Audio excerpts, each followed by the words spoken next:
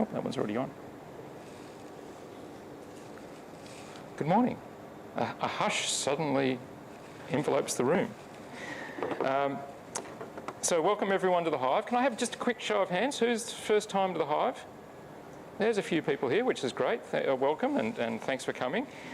For those of you not aware, and we also have folks online as well, there's probably lots of people online currently putting their hand up and wishing they could be here.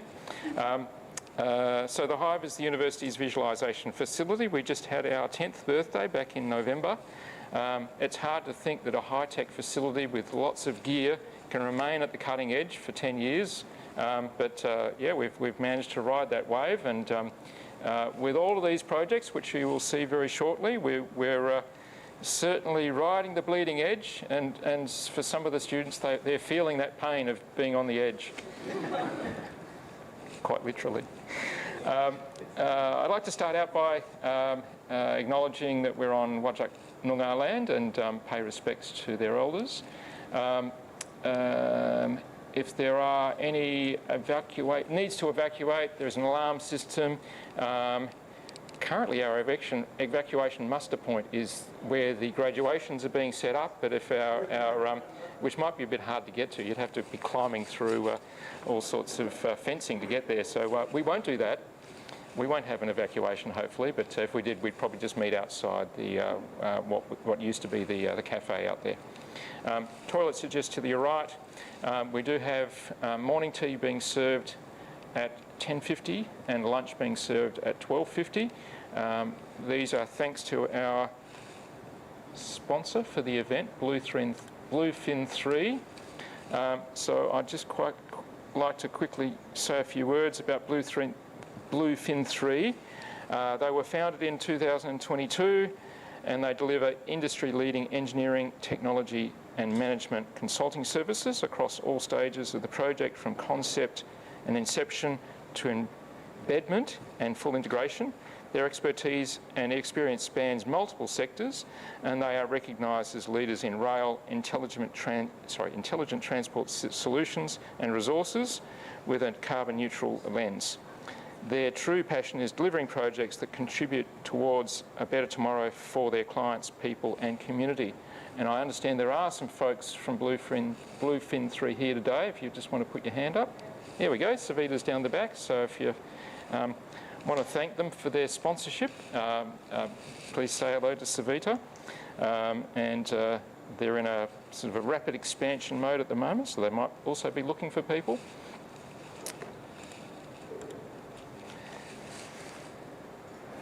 And I did mention before we started the stream that we've had a few little tech hiccups this morning. We've done the old turn it off and turn it on again trick, and hopefully that has solved the problem. But technology is always trying to test us in new and unusual ways. We've got 3 sessions today in groups of 3 and 4 presentations. And after the presentations, each presentation is a 20-minute block with roughly 15 minutes of talking and 5 minutes of questions. And then that'll all be here on the tile display.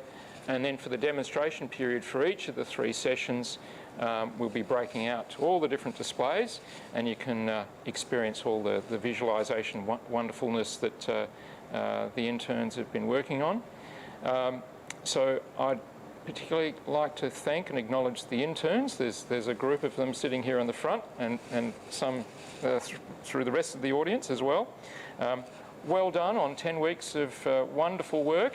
I've been keeping my fingers on pretty much all of them, some more than others, and it's really great to see the dedication and hard work that you've been putting into these projects. I'd also like to thank and acknowledge the supervisors from each of the for each of the different projects. So each of the projects has an academic supervisor from here at Curtin, and in some instances we also have supervisors and industry supporters, sponsors from industry and external organisations. So I know that we have many people from outside Curtin who have been supporting these projects here today to see the results, and also some people online. Hello. The recordings today are being both live streamed but also recorded, and we'll be uploading them as individual presentations eventually. It'll take us a little time to get to that, but yeah, it just widens the scope of the visibility of these projects. So for each of these projects, the students have prepared both a presentation and also a written report. The reports are primarily an internal tool first to allow the next intern or whoever's continuing with the project to work on the project further. And yeah, I'm expecting many of these to be taken on in the future. So I think without too much further ado, we will get started into the first one. So we will have a 5-minute question 5-minute question period at the end of each individual presentation. Those of you online, you can enter your questions or comments in the YouTube comment field, and we'll try and pick those up from YouTube to ask the presenters. And those of you who are here, you'll have the unique benefit of being able to raise your hand. And I'll come across with a microphone and we'll ask you. And hopefully we won't get any feedback either. All good so far. All right, so our first presenter is He, who has been doing the project being supervised by Lisa T, Petra, I should have checked your name, Chania. Yiping Lee, Vetri Thurthar, Valerie Maxwell. It's quite a long list. Hilai, I should have practiced these beforehand, shouldn't I? And folks from both the School of Electrical Engineering, Computing and Mathematical Sciences, ECMS, Charles Gardner Hospital, and all of the projects are supported and by the HIVE team as well. So this particular scholarship was supported by the HIVE and also the Faculty of Health Sciences here at Curtin. So over to you, EE.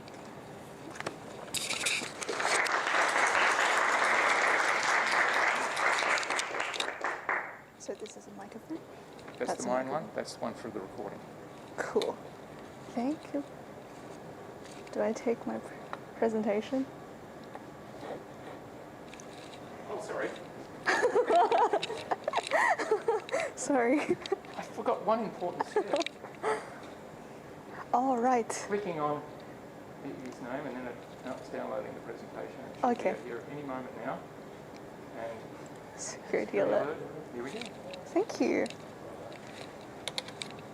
So hi, my name is Yi, and I'm here today to present my project, Gamifying Infection Therapy. This project is led by Associate Professor Lisa T, Dr. Petra Shaniak, and the team. So first of all, let's just watch a short preview of the video.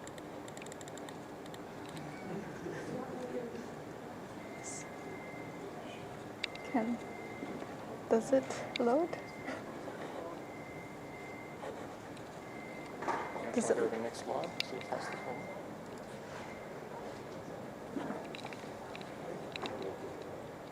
It had a video in it, did it? Yes, it may be blocking the video because it's from an external source. If you just allow the access. Yeah, I'm sorry. No.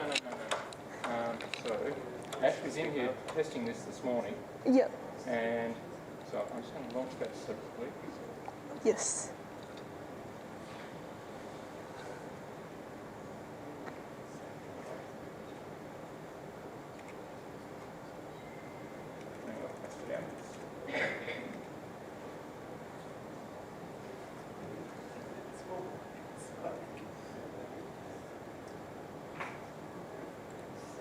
Oh. That's okay then. We'll just have to skip We'll to the improvise. next one. Can I dance or something? It's all good, it's all good. Let's skip to the next. Okay, so now is a brief introduction of the background of this project. Game-based learning, GBL, also known as serious games, SG, is a method of harvesting learners' engagement from known game-related areas using various elements of gameplay. Defined more specifically as interactive software with its primary focus on education rather than entertainment. SGs have garnered significant attention due to their integration into healthcare education, due to their potential to enhance learners' engagement and facilitate the learning process. This integration into the healthcare education is driven by the alignment with adult learning principles, including autonomy, control, and a sense of achievement. In summary, SGs offer a unique learning environment where knowledge acquisition occurs through gameplay, incorporating elements such as scoring system, content unlocking, and narrative integration. Building on this concept, our project integrates the essence of play and games into antimicrobial chemotherapy unit of the second-year pharmacy program. The game is based on the existing material filmed exclusively for this unit. Created by Dr. Petrak Charniak's team, this material includes a video that details the treatment of polymicrobial foot infection in a diabetic patient. This video is for in-class activities such as discussions and related queries to stimulate engagement and deeper thinking. Following the video, students complete a post-tutorial questionnaire mirroring the pre-tutorial one to assess the learning outcomes of this activity. And our game will try to execute these activities. And here are the roadmap. The project begins with the initial meeting where Lisa and Petra provided an overview of their content. In response, I presented my previous game portfolio to demonstrate the potential scope of this project. The concept pitching phase commenced within the same week. Due to my limited knowledge in pharmacology, it took several weeks of discussions and updates for the team to reach an agreement on the game's direction. Concurrently, I was developing some basic game mechanics, including movement like walking forwards and backwards, looking up and down, and object interaction, such as picking up and dropping. Field research involves Heli guiding me through the hospital to observe daily operations and activities. This experience was crucial for gaining insights into the practical aspect of the project. Lisa facilitated the visit to Curtin Nursing Simulation Suite, where I captured photographs for the photogrammetry and conducted a LiDAR scan using my phone. Feedback and development. At this stage, I'm seeking feedback from both the team and the audience on potential improvements or additions to this project, although there's already a substantial amount of enhancements to work through. The project will continue with further game development and refinement based on this feedback. Looking ahead, the next phase involves completing the game and distributing it to students for their participation and feedback. The supervising team will then conduct analysis based on the game's performance, assessing both its successes and areas for improvement. And we're currently here. Terms and tools. Before I start explaining my development process, I first need to explain a few terms I'll be referring to in my presentation. So assets are any game object, including code, models, audio, and image that can be used inside the creation of a game. Model would not be referring to the models that work on stage. It is a three-dimensional object that can be rendered inside the computer. Textures can be used as materials to render the otherwise colorless models. And UV, in the context of 3D modeling, refers to the 2D texture coordinates that are mapped onto the 3D as shown in the picture here.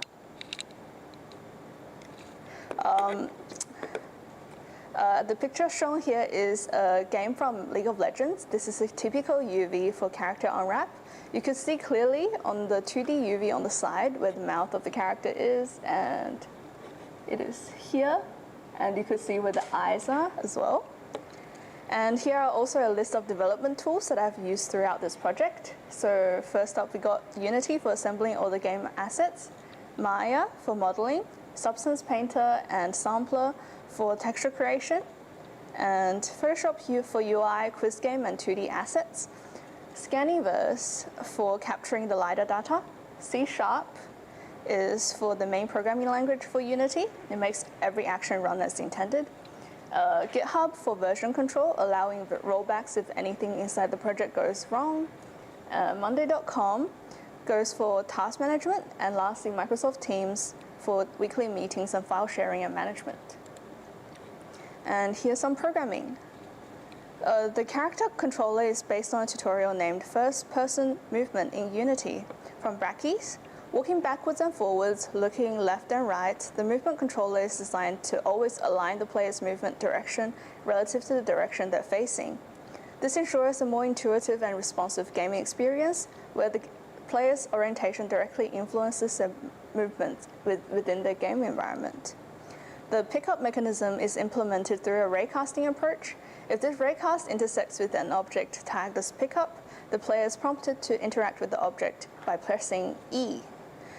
Dropping the item is also contingent on a true and false variable. If the variable is true, indicating the player is holding onto something, then the item can be released from the holding position. Additionally, there's also the R key that can independently rotate from the player's camera movement. And on the side, there's also opening and closing door using the E button. This should move, but it doesn't move. It's okay. And here are some more programming. So more implementations of the code, such as the sitting code based on YouTube tutorial. Oh, that's not it. Oh, how do I go forward? Oh, okay, here. More implementations of the code, such as the sitting code based on the YouTube tutorial How to Sit in Chair in Unity by Omegonics. The primary function of this code is to switch between the two states of the player character, standing and sitting, as you can see on the camera view.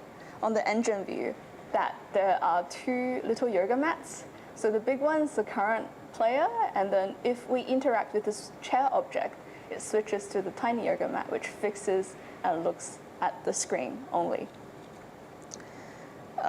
And here are the switch view buttons, switching between the material and looking at medication charts, and a chart toggle to flip through the materials. And in collaboration with Petra, the questionnaire was developed using her question base. The scoring system is designed to reward the correct answers with higher scores, especially the player answers quickly. To maintain a balanced and encouraging gameplay experience, the wrong answers do not incur penalties nor reduce the existing score. Additionally, a final score page is included to allow players to compare their current performance with previous performances. And menu implementation enables students to enter their student number for a more automated and efficient approach for the teachers. The results will then be linked with their student number and be outputted as a file that can be opened in Excel. During our project, Lisa coordinated a session at Curtin Simulation Nursing Suite for LiDAR data. The LiDAR data was processed into a detailed model, which after exporting and texturing, integrated into our game as a key asset. This experience prevented me to having to create all these models and textures by hand. And 3D modeling occurs when a suitable model are not available online or when existing models do not align with our specific requirements. The modeling process in Maya typically begins with basic geometric shapes, such as planes and cubes. By just adjusting these vertices and faces, the models are then sculpted into their desired forms, like these. This is me trying to cut the previous model that I was taken from the simulation suite. Adjacent to this, the image on the right displays a UV unwrap process. UV unwrapping is a crucial step in preparing our 3D model for texturing. It involves unfolding the model, similar to opening a box, to create a flat surface that can be easily painted and textured, like this. Material creation.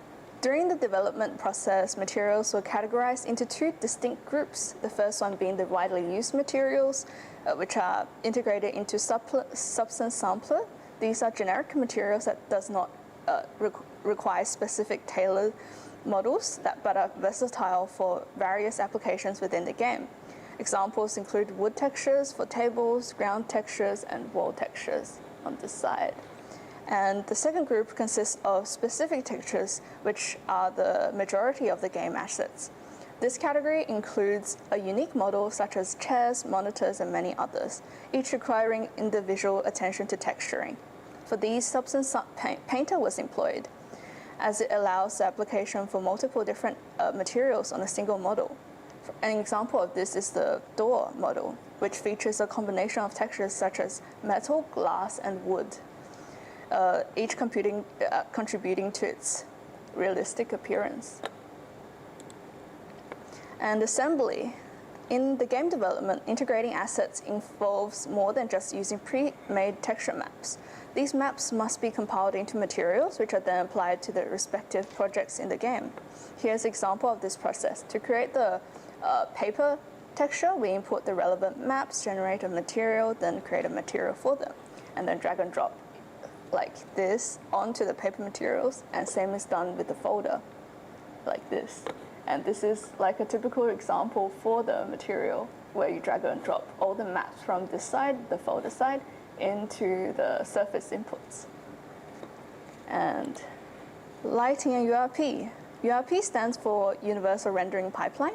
It's a common pipeline to use when you would like a more realistic portrayal of the environment. In the game scene that I've developed, as illustrated on the screen, the initial version appears without rendering.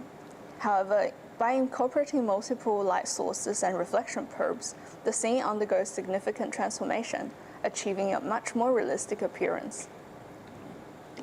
And in conclusion, reflecting on the past 10 weeks, I'm pleased to report that we have met most of the objectives that we set out to achieve within this time frame.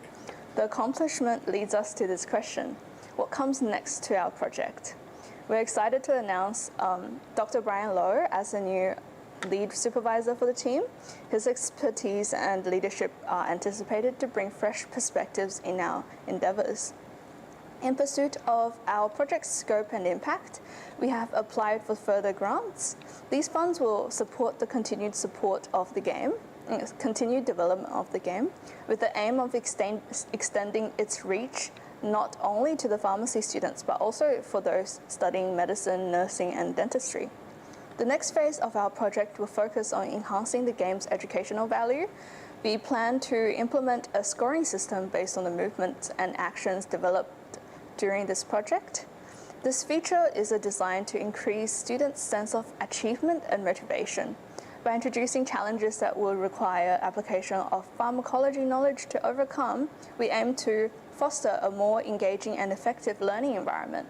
Our goal is for the students to achieve a superior learning outcome compared to the traditional teaching methods. And lastly, I would like to extend my heartfelt thanks to the following people for their invaluable support and guidance during this project.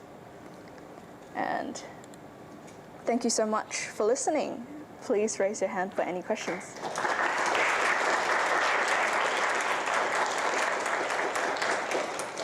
Are there any questions from the board? I don't think this song works as well. There must be one. This is supposed to play when it's question time, but this one doesn't work as well, so it's okay. We were testing the videos beforehand. It's all good. These bugs, we'll have to squash them. I'm just reflecting on when you applied for this project. I think you did have some Unity experience beforehand. Yes. Do you want to just reflect on how this has sort of allowed you to sort of extend your capability in this area? Yes. So before coming into this project, I was always a part of a bigger team, so like members of 3 to 5. And I always worked with the team, and sometimes I work on specific parts, but in this project I have to work on everything.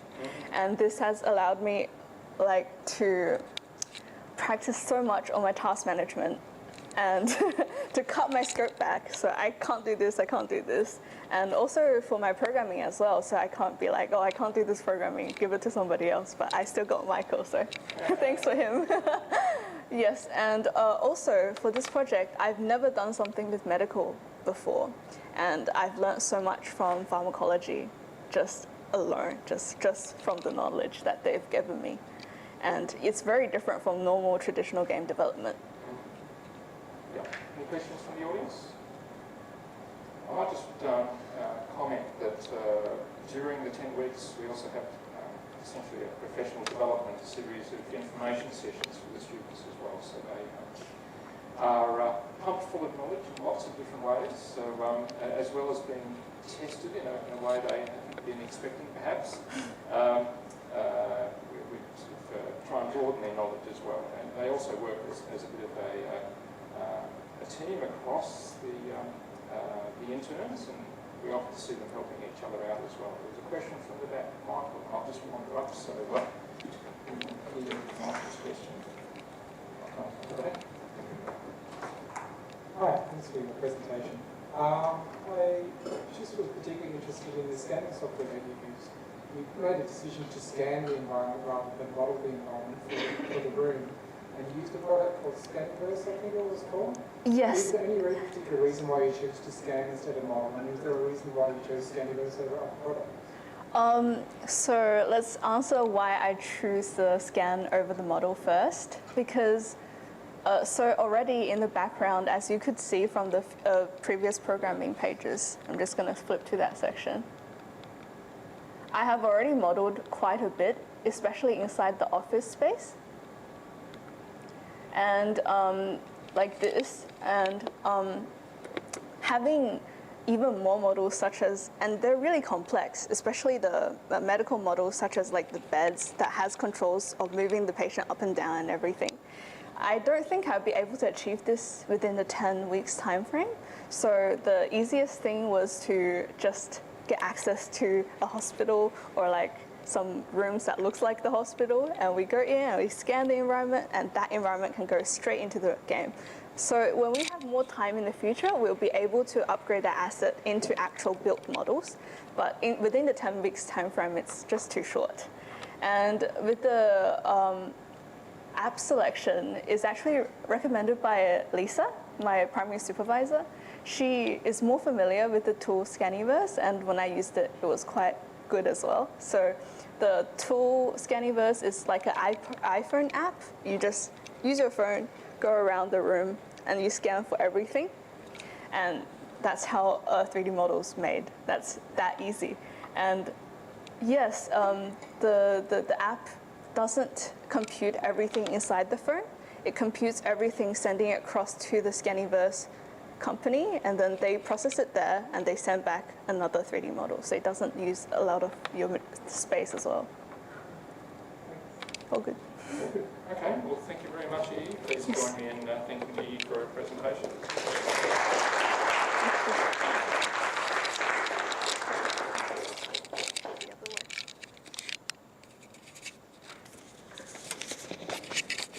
Our next presenter is Ellie Williams. So if you want to join us, Ellie. Ellie's doing a medical imaging degree in the School of Curtin Medical School. Her supervisors are Professor John Hai-Sun and Dr. Mauro Facereza. I think Mauro's here. And we're very thankful that this particular scholarship is supported by the Perth Radiological Clinic Foundation. So I will just put this microphone on here.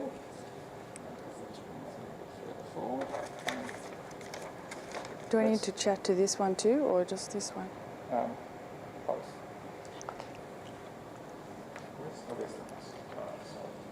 Is this working? Yes.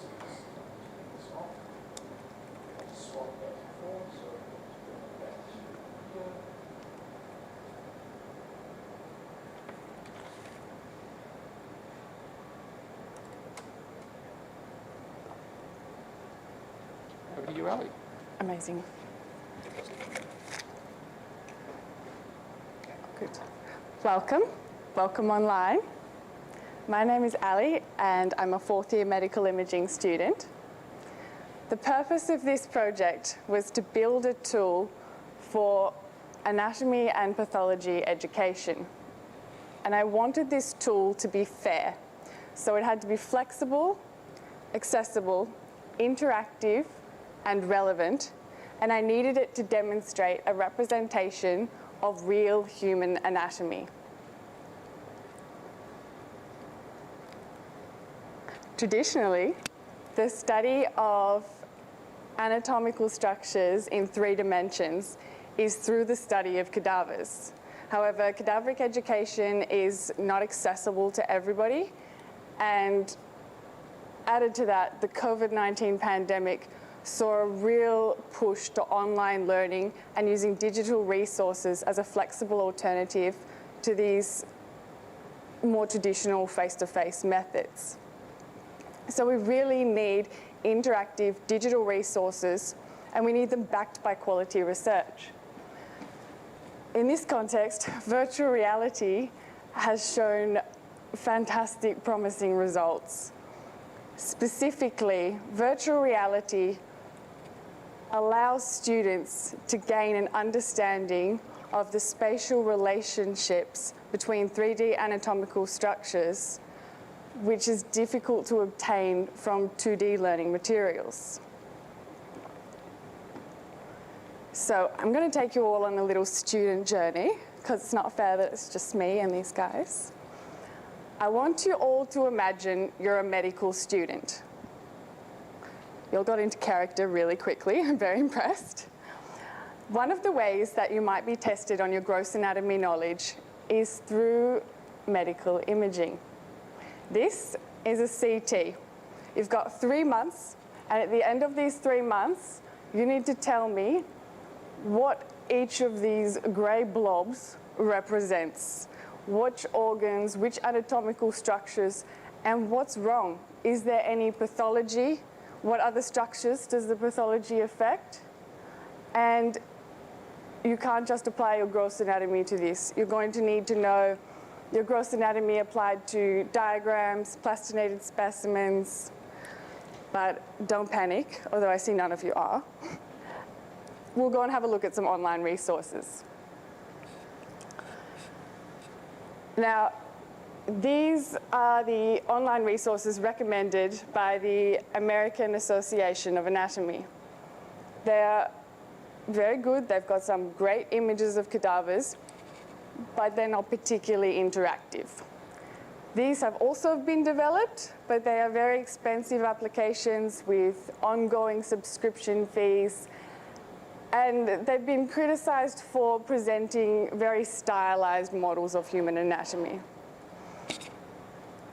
The problem is that students are struggling to learn 3D structures from 2D resources. And I know this because I studied medical anatomy at the height of the COVID pandemic. And I used the online resources. I bought the expensive apps. Don't worry, I got the textbooks as well. I even hired a tutor. And it was really hard. So it was really important to me that this tool is as engaging and as interactive as possible. So with that, we had 3 objectives. The first one, to build a comprehensive model of the chest, abdomen, and pelvis, which represents real human anatomy using medical images and the software program 3D Slicer. The second objective was to investigate student attitudes towards using the model as a tool to support their studies of anatomy and pathology, and using the model in the 3D Slicer interface and through virtual reality. And our third objective, identify any barriers towards using the model and to determine the cost effectiveness. With that, I'm just going to grab my drink bottle. I'm really sorry, because I have talked a lot in practice for this, and my voice is going.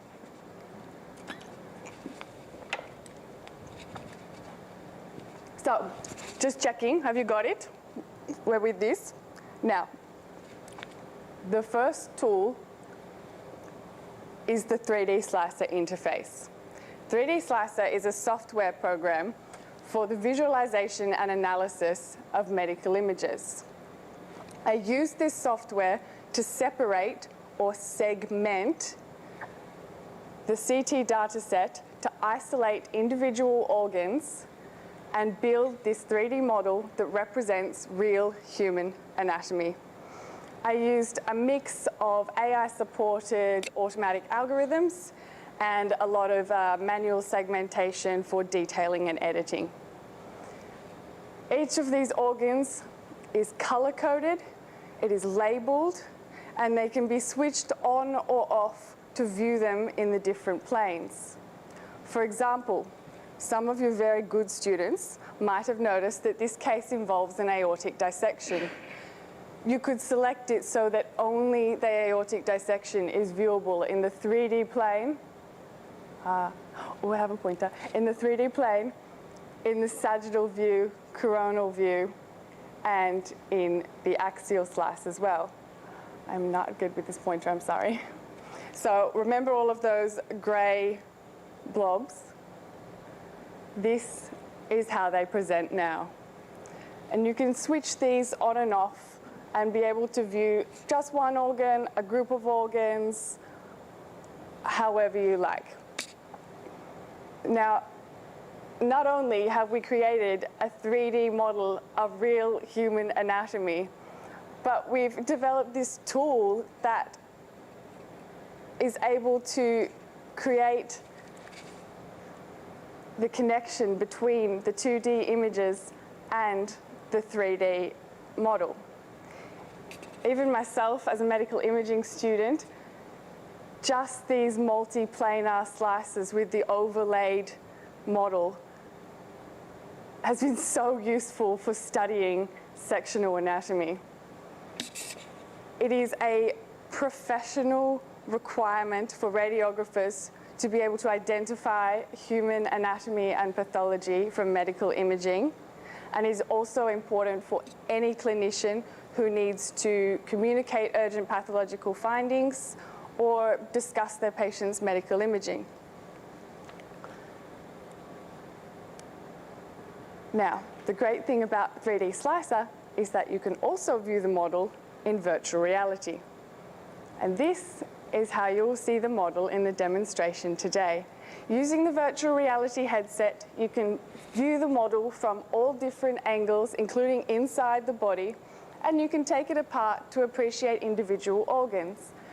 You might recognize the thyroid, the lungs, the liver, the pelvis, and the large intestine. If you look carefully at the end of the large intestine, you can see the appendix. It was one of my favorite parts to segment because it was quite difficult and took a lot of researching to make sure that I was actually with the appendix and not something else.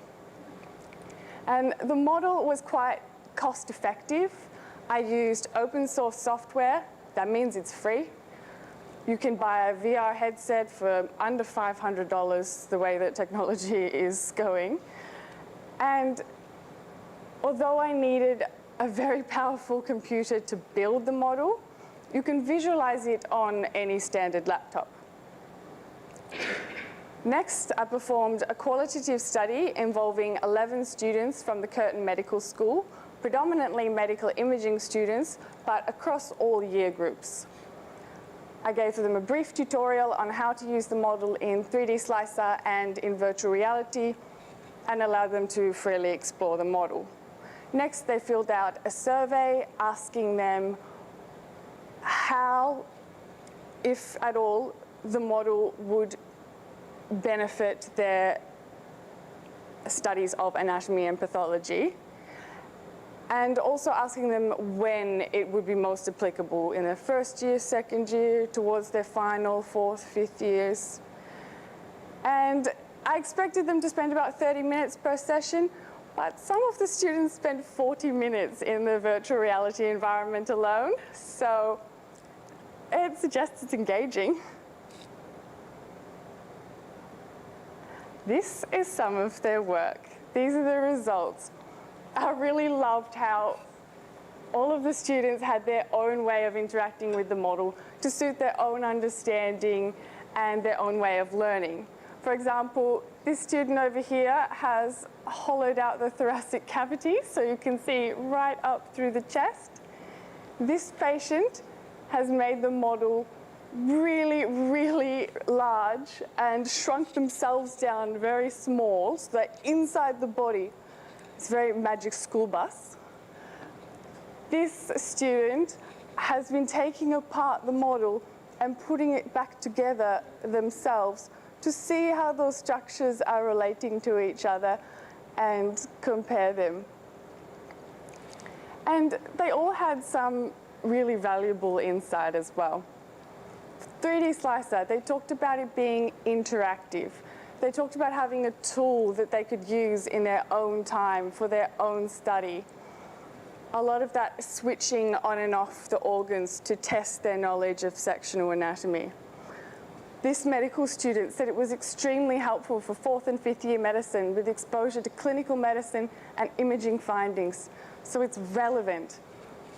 Virtual reality, they talked again about it being interactive, enjoyable, fun. Being hands-on with a virtual model helps me to understand information better. And I was also grateful for critical feedback. Some of the models said it was a bit difficult to learn to use the controllers in the virtual reality environment, but one of the major virtual reality applications for anatomy education recommends a 1-hour tutorial before you use their software. And all of the students picked it up in a matter of minutes, which I thought was very reasonable. A few students also said they would have liked to see labeled anatomy in the virtual reality environment. So I've already addressed that. I've used an engraving feature to label some of the larger organs in the demonstration today. Now, I had my own hypothesis of when either platform might be the most useful to their studies, but actually their opinions were really different. So this suggests it could be applicable to multi-level learning opportunities, and I really look forward to the opinions of our senior educators.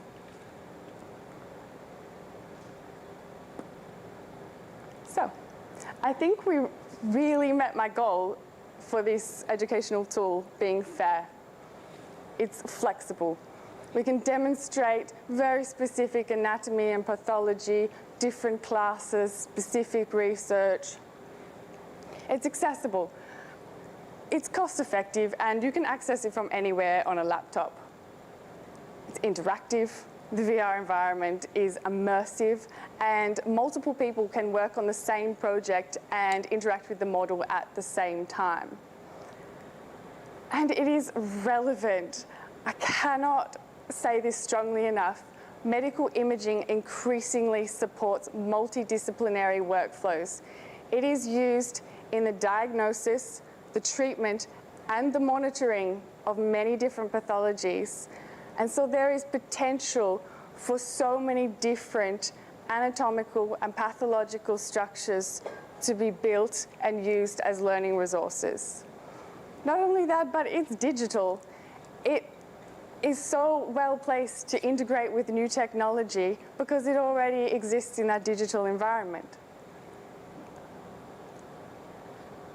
Now, in terms of taking this project in future directions, there are so many, and it was hard to narrow it down.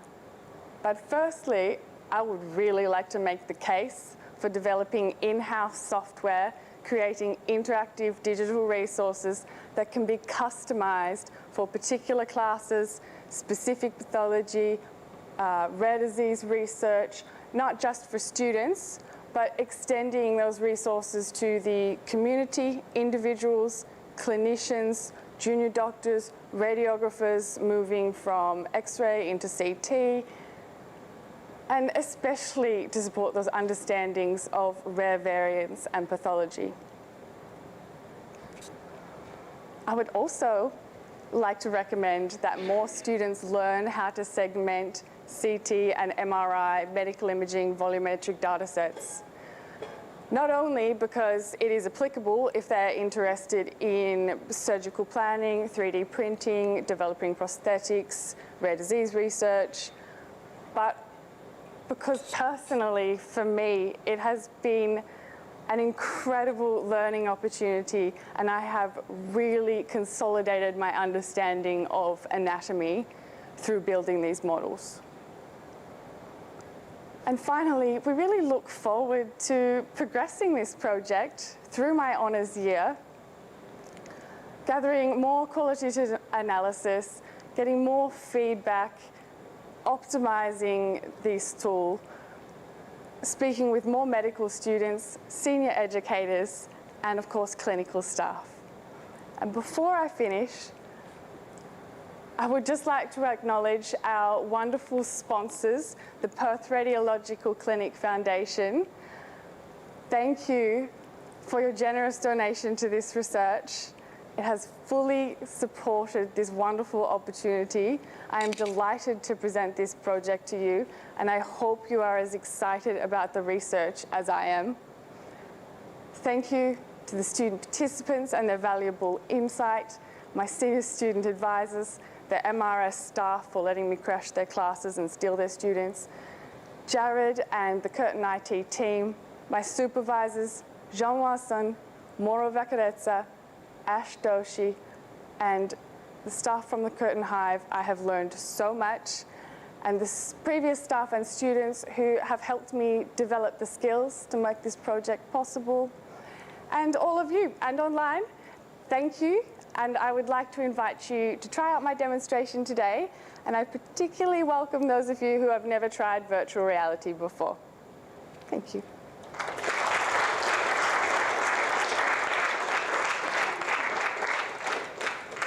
Do we have any questions from the floor?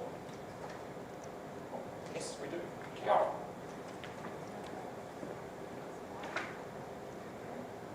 How did you discover 3D Splicer, and why did you decide to use this as a system over other 3D imaging tools? Previous students at the Curtin HIVE had been using 3D Slicer. It's similar to Materialized Mimics, which is the only segmenting software that's approved by the FDA. But 3D Slicer is not worth thousands of dollars. It's open source, it's free. They've got so much online tutorials, support. They have so many extensions. They are funded by the National Health Institute for some of the projects. They've got really good backing behind them. They are already participating in surgical fields. And although I can't use it for clinical applications, it is an incredible platform to help support research and build models. There are many examples of where traditional learning materials are in just 2D form, whether it's in the book or on a screen, and being able to understand them when they're presented in a 3D volumetric manner improves people's understanding so incredibly well. So it's good to see you experiencing that journey using that approach. There was one more question from Michael. Hi, just a couple of questions quickly. It wasn't immediately clear to me, but I think this is what you alluded to. You did the modelling in 3D Slicer. I know very little about 3D Slicer, but you did the modelling in 3D Slicer. But does that also mean that you actually did the presentation in 3D Slicer as well when you're on the VR headset, or did you use some other software for the presentation? Do you mean for those rotating models? No, so when you actually did, I presume you had 3 people use it in a VR headset, is that correct?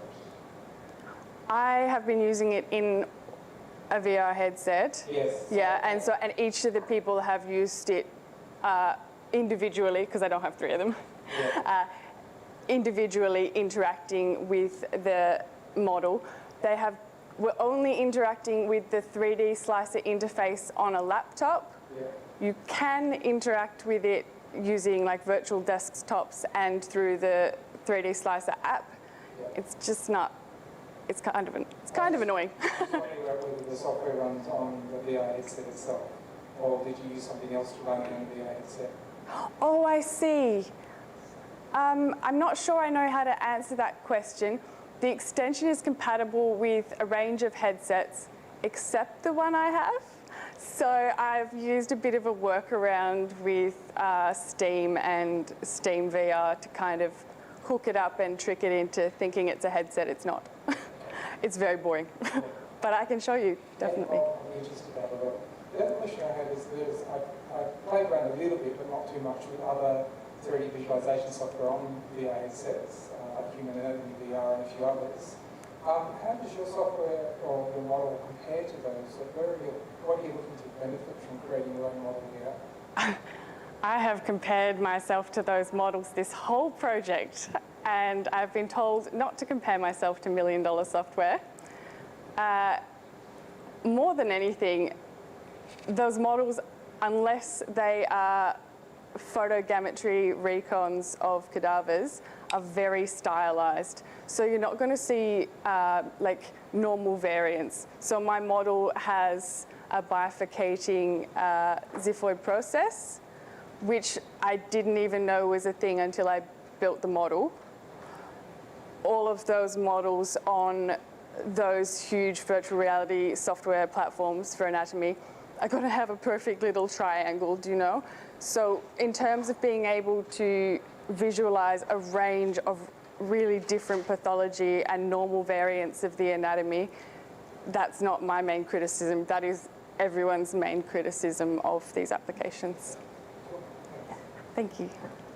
Thank you everyone for the questions, and I might just add that 3D Slicer has had a huge change and improvement in some capability in just the recent 12 months. It's pretty unreal. So it's amazing to see how things have changed very quickly. So please join me in thanking Ali. Thank you. Would you like this? I'd like that. Can I have my drink bottle back Also too? the microphone. Oh, no. And we will have your drink bottle. Yes. We'll just do a swap.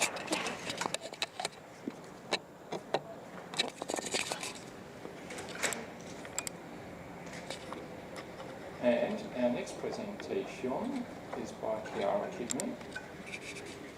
Look at that, I've even remembered to bring up the slide right time.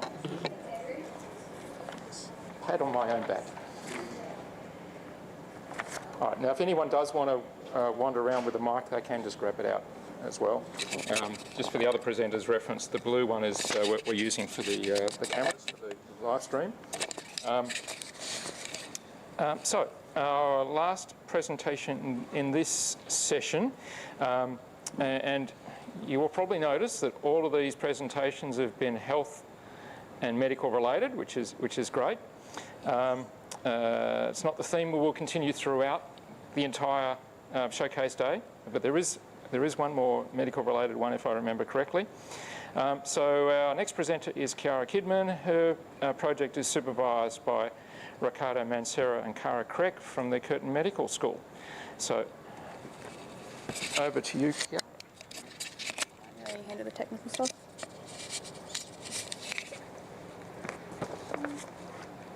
Wait, I remember how to use this. Hi everyone, my name is Kiara, and my project was visualizing how the proteins responsible for type 2 diabetes look in 3D. The aim of this project was to highlight how advanced visualization techniques provide the best environment to study a protein's molecular structure and the interactions which occur within and between these molecules. To achieve this, I used immersive stereoscopic three-dimensional visualizations of a protein known as amylin, which is responsible for type 2 diabetes. Now let's begin with a brief introduction into proteins. Atoms can interact with each other to form amino acids. The image on the far right shows the general structure of the different types of amino acids. Now, amino acids are just the building blocks of proteins. They are joined together by what is called a peptide bond to produce a long chain of these amino acids, as represented by the middle figure. These chains of amino acids are what we call a protein. The atoms making up a protein can be arranged differently in three-dimensional space and are able to transition from one arrangement to another. These arrangements determine the shape of the protein that the protein will make. These shapes are referred to as a protein's secondary structure and are commonly used to visualize the protein. A common secondary structure produced by proteins is an alpha helix, which you can see in the above coiled rod-like structure in blue. Another secondary structure is called a beta strand, which is just a long chain of amino acids, which represented in an extended conformation, seen in this image over here. Now, a beta sheet is just a collection of various amino acids that are joined together. This joining together produces them to become stacked on top of each other to form a sheet-like structure, seen in the purple image here. Many naturally occurring proteins are involved in the development of diseases.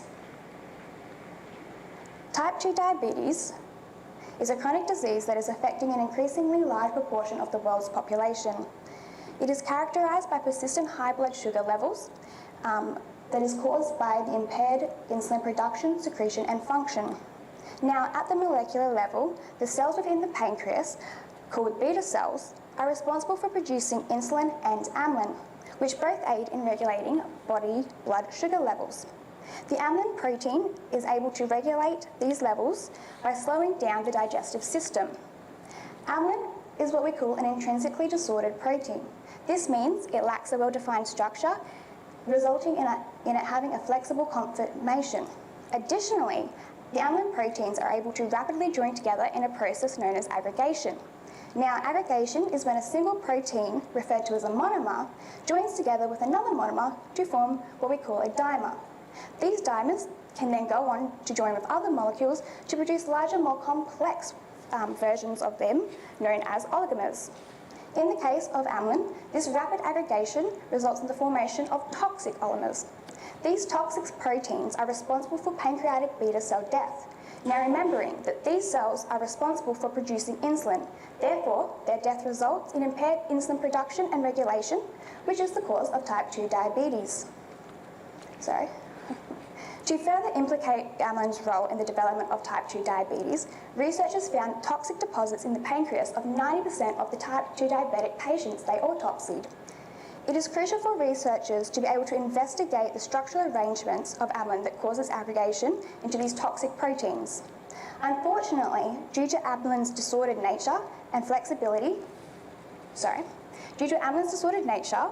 and rapid aggregation, it is extremely challenging for researchers to use experimental methods to identify key structural conformations occurring within a single molecule of amylin. To overcome these challenges, molecular simulations can be used. These are advanced computational methods that often require the use of supercomputers, such as PAWSI. These simulations are able to capture in intense detail the behaviour of complex molecules in physiological conditions. In order to sufficiently sample amylin structures, I ran 3 simulations concurrently with each other to sample the different secondary structures amylin samples. The first simulation was set to sample alpha-based structures, the second beta, and the third was set to sample both alpha and beta. Now, in order to maximise the usefulness of molecular simulations, it is critical to use sophisticated visualization software to produce high-quality, realistic representations of these simulated biomolecules. Interactive graphical representations of molecular structures have been instrumental in aiding our understanding of complex biomolecular systems and have also been used to communicate these important discoveries to the population. For this project, I used a program called Molecular Dynamics Viewer, MDV for short.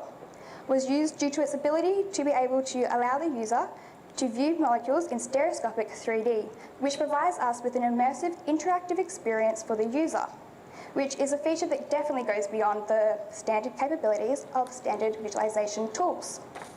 It also provides a graphical user interface, which allows the user to be able to upload their molecular structure, modify the atoms, the size of the atoms and the bonds, and to select and isolate specific amino acids of interest. MDV also incorporates a third-party tool called Stride, which calculates and displays the protein's secondary structures. MDV was specifically designed for projecting molecular structures onto the HIVE's cylinder display, which provides us with a wide 180-degree viewing angle. To enhance MDV's performance, we further refined the amylin simulations to create detailed still and animated visuals of amylin's structural transformations. The figures on the bottom of this slide were used to identify the key time points within the simulation where amylin was demonstrating the desired secondary structures of our interest. These time points were then used to produce static representations. During molecular simulations, the protein is surrounded by water and iron molecules, which we decided to omit from the final visuals so that we could focus on amylin itself. For the dynamic visualizations, we select the specific regions within the simulation where amylin was exhibiting the highest levels of the desired secondary structure. For further, we eliminated any rapid movements occurring within these dynamic visualizations to ensure that the resulting animations were smooth and clear for viewers to see. In order to get the full experience of the visualization capabilities of MDV, I will be demonstrating my project in further detail on the cylinder display during the allocated time. However, for the purpose of this presentation, I have produced a series of snapshots of the static representations of the amylin protein using MDV. The above images capture the static representation of the first simulation. As you can see on the far right image, amylin is displayed using a ball and stick model, with the balls representing atoms and the sticks representing bonds. This style of visualization is commonly referred to as CPK. The middle static image shows us the secondary structure produced by amylin when the atoms are arranged in this arrangement. This means that the atoms you see in the far right image are arranged in a way which produces an alpha helical structure seen in the last two images in blue. To highlight how visualizations can be further modified to extract insightful meaning, I added the last image to the left over here, where I specifically selected only the amino acids from 20 to 29 to be displayed in the CPK model. The reason I chose to display these specific amino acids is because they have been implemented and identified as the key amino acids which cause amylin to aggregate into these toxic proteins. As you can see, these amino acids are within the helical structure. These images are of the second simulation where amylin is exhibiting beta structures. The beta structures can be seen in these images to the left of me as represented by the large red arrows.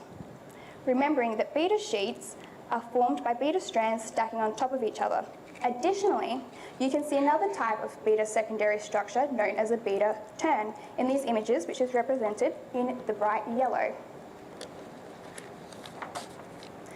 Again, the last image was produced with the same amino acids regions being highlighted, showing us the ability of these amino acids to be able to transition from one type of secondary structure to another. Now, two static representations were produced for the third simulation, which as previously mentioned was set to sample both alpha and beta conformations. The images on the screen show at the time point in the third simulation where amylin exhibited the highest levels of alpha secondary structures, which can be seen by the blue helicals in the images. Additionally, in these images, you can also see beta structures being sampled that was exhibited by amylin at this point in the simulation. On this next slide, you see the portion within the third simulation used to produce these second static images. These images can clearly see the beta sheet structures represented in red and the beta turns in yellow.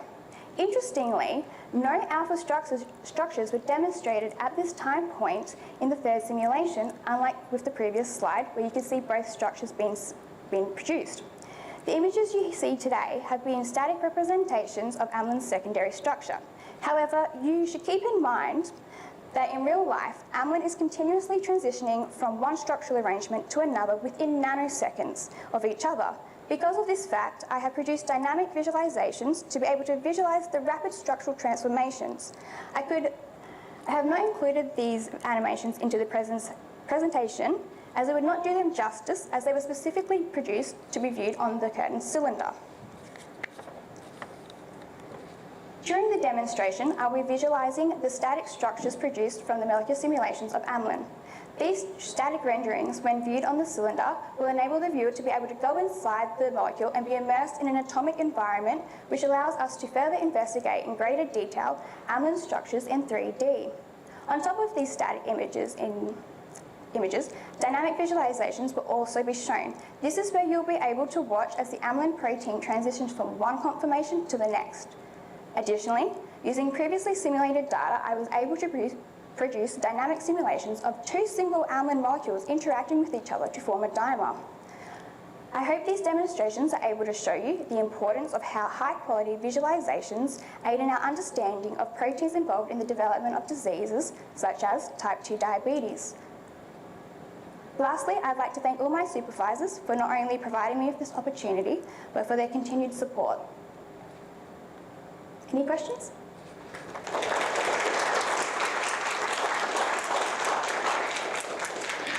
Now I should note, before we get to the question time, I'm pretty sure I did see Michael who actually created MDV, so any technical questions, I'm sure he'll be here to help. Any questions? Primary supervisor, how does it also who's had a key involvement in the whole MDV development project as well. We've got a question from Michael. Here's the test.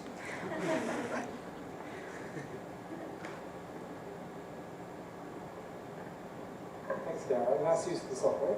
I just had just a quick question about your processing of the data. Have you processed all the data at the Pawsey Centre, did you?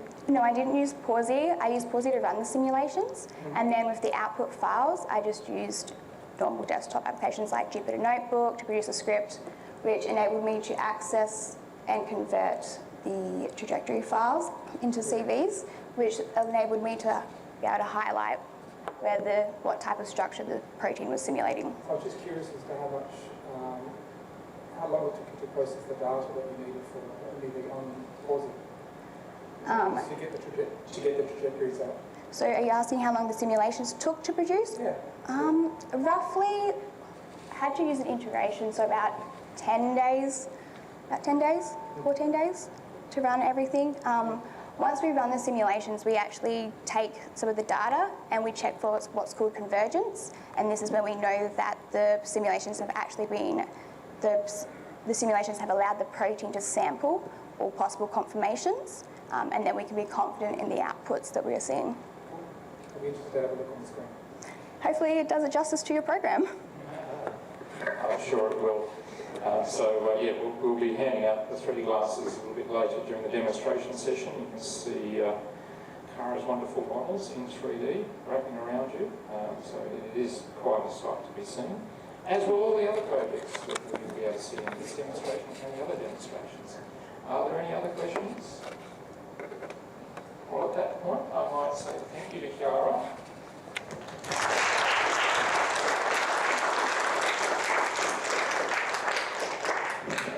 And all the other presenters during this session, Evie and Ali.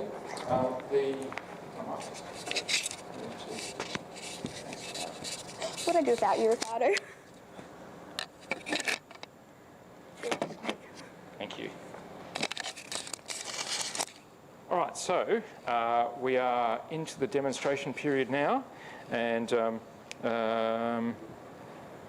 roughly 40 minutes we've got, or 45 minutes we've got in here, and at 10:50 morning tea will also be available in the atrium area.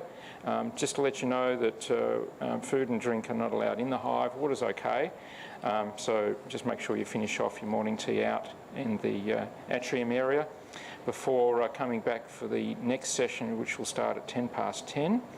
So our demonstrations today will be EE's project will be on the tile display here, and Ali's project will be using the VR headset in front of the wedge display down the back. Kiara's demonstration will be on the cylinder display here, and you can already see MDV paused and ready to show her models.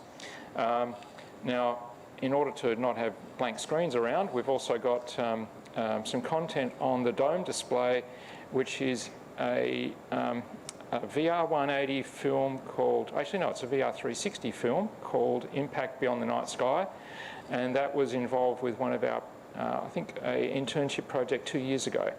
So we've got intern projects all around us, and yeah, so make sure you get to see all the different demonstrations, and thank you for coming, and please join us at 11:10. Those of you on the stream will now be paused, and we'll be restarting that at 11:10. Yeah, so if you're on campus, please join us for the demos. If not, otherwise, please join us at 11:10. Okay, well, thank you very much.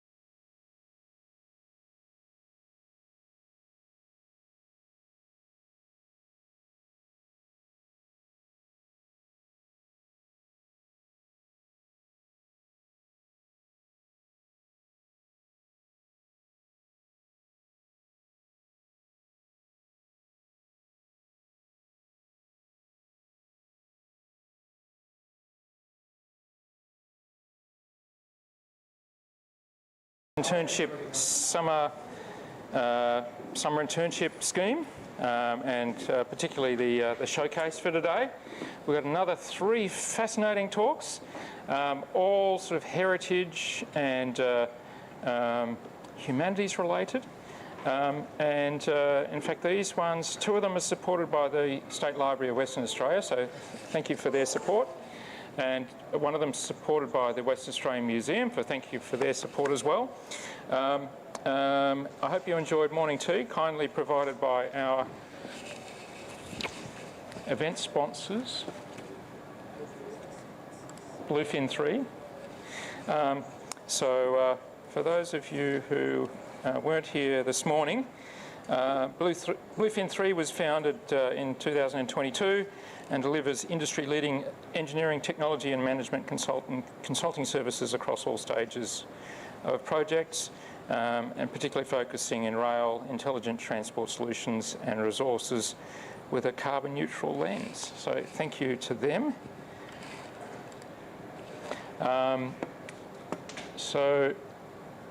Without much more ado, I would like to introduce Ned Dorji, who's a master's student here at Curtin, and his project has been supported by the State Library of Western Australia.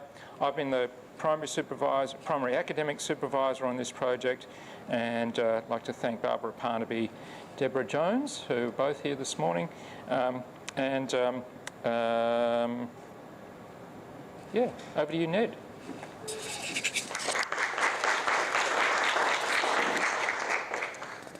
And I'll even remember to start the next presentation. Here we are. All right. Good. That one.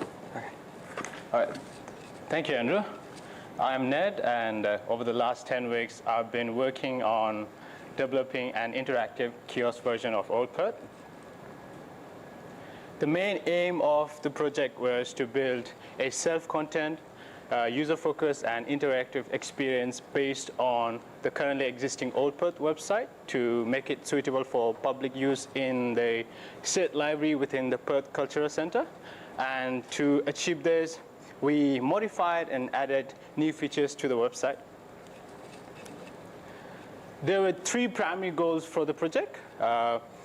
We wanted to replace any external links from the website with an alternative method that would still continue to provide access to the content and does not hinder the original functionality of Old Perth. We wanted to create an automatic interactive feature that would capture users' attention, such as automatically displaying a randomized image from different locations.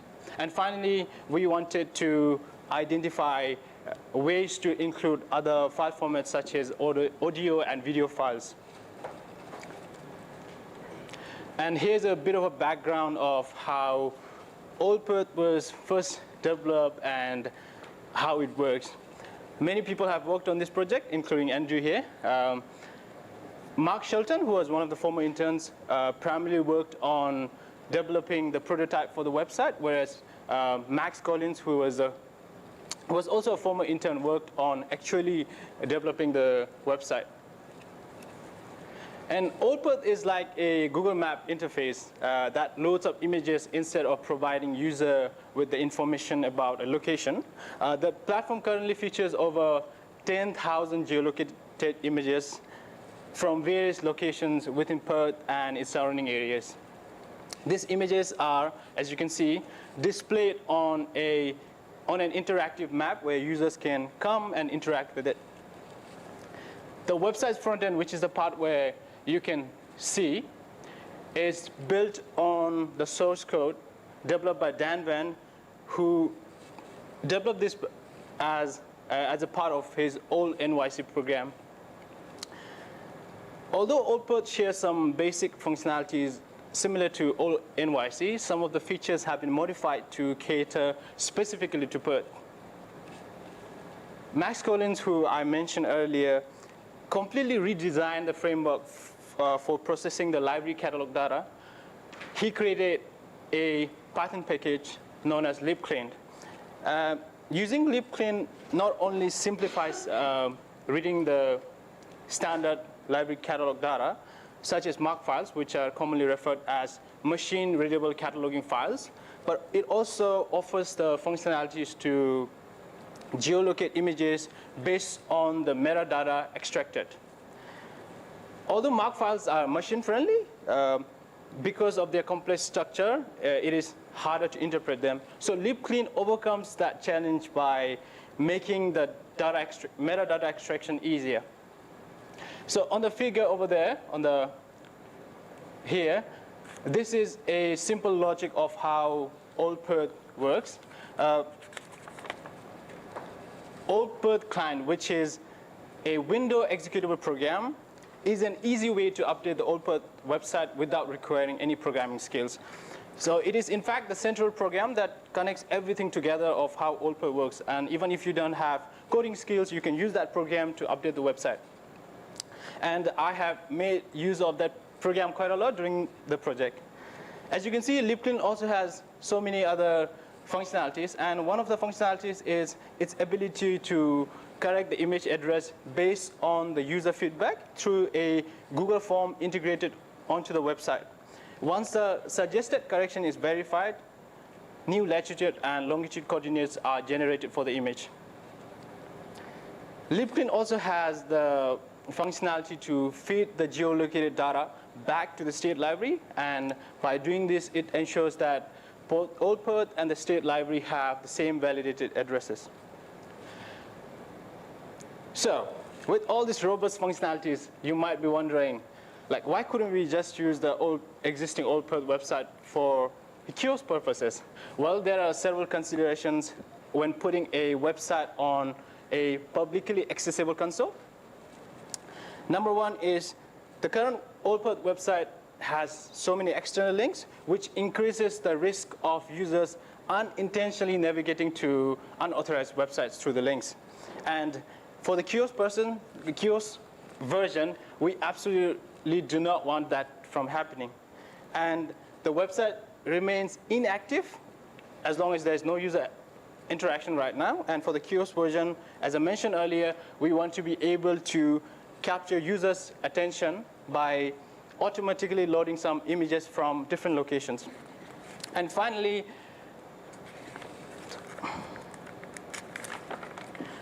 we don't want users to be confused with the random information on the kiosk. For instance, if a previous user leaves the map on an empty field, it significantly reduces the likelihood of new users coming to the kiosk and interacting with it. So one of the ways we thought was best to replace the external links on the website was using QR codes. By incorporating QR codes into the website, it restricts the users from being redirected through the external links. It still provides the user with the access to the content, but they'll have to use their own device at their own time. And this also ensures that the security of the kiosk is not compromised. Personally, I believe that using QR codes is in line with the modern digital practices, especially where QR code has become a popular and widely accepted way of accessing information. So during the QR code integration to the site, there were two important considerations we had to take. Number one was, how do we replace the static links, like social media links on the website? And another one was, how do we replace the dynamic image links, which are sourced from the state library's database? So here is a simple flowchart of how QR code generation works. There are two ways in which QR code is generated. One is through a on-click event listener from a tag in the HTML file, and another is through the dynamic image link, which are generated according to users' interaction on the website. Once the QR code is generated, it automatically closes after 20 seconds. And we can always adjust this time, but at the moment, we believe that 20 seconds is enough time for the users to take out their device and scan it. And this also ensures uninterrupted execution of other features, such as the features that I'll be talking later, and without affecting the visuals and the overall user experience.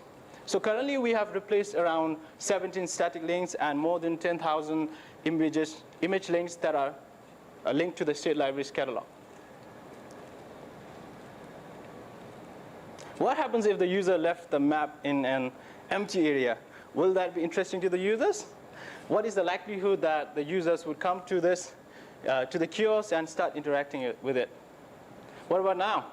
When there's like some features that randomly pops up, displays an interesting information on the website, does it increase the likelihood of users coming to the kiosk and interacting with it? Yes. We hope so, yeah. So we needed to create a functionality that doesn't allow the website to remain idle. So we came up with this function where we load up random images from different locations. For instance, if there's no user activity within the 30 seconds after the website is being loaded, it will randomly select a location and display images from that location.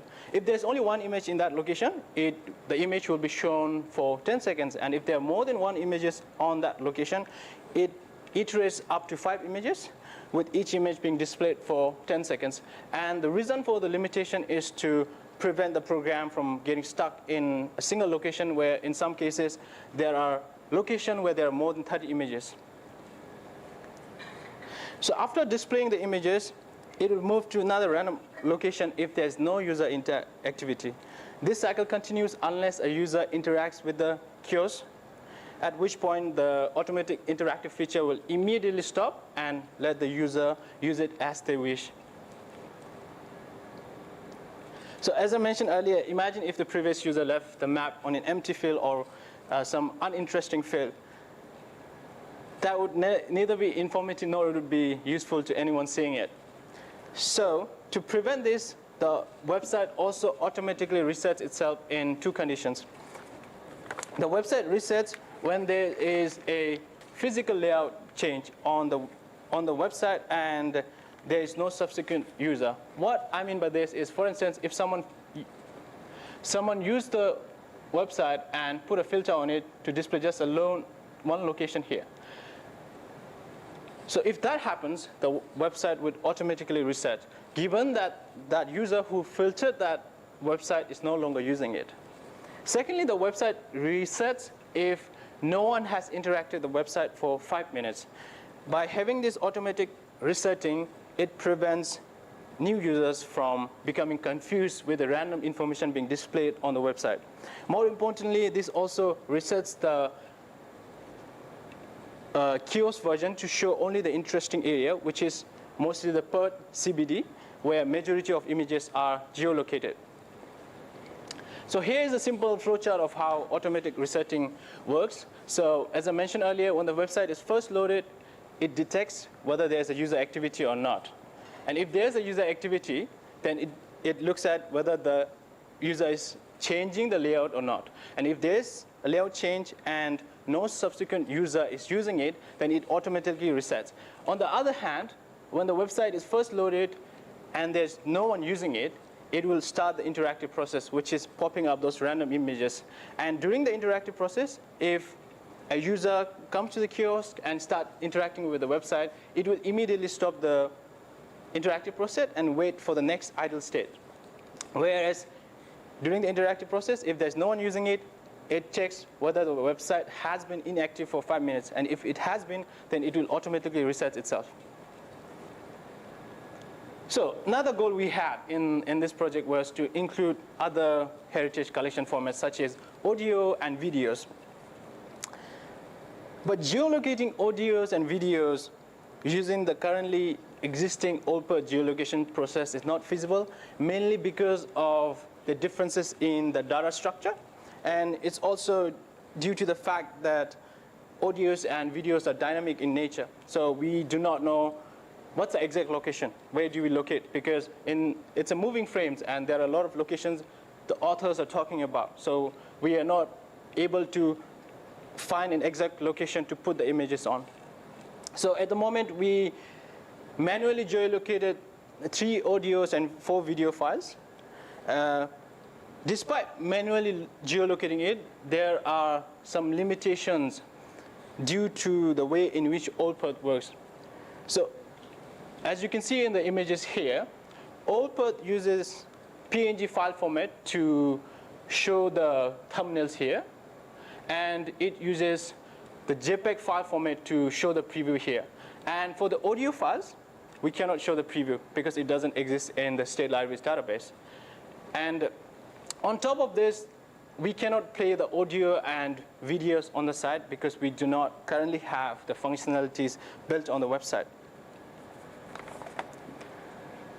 So at this point, we were even wondering, like, is there any point in including audios and videos? But I'm pretty sure, like, in the future, there will be future interns coming and working on this project and, you know, getting it much better.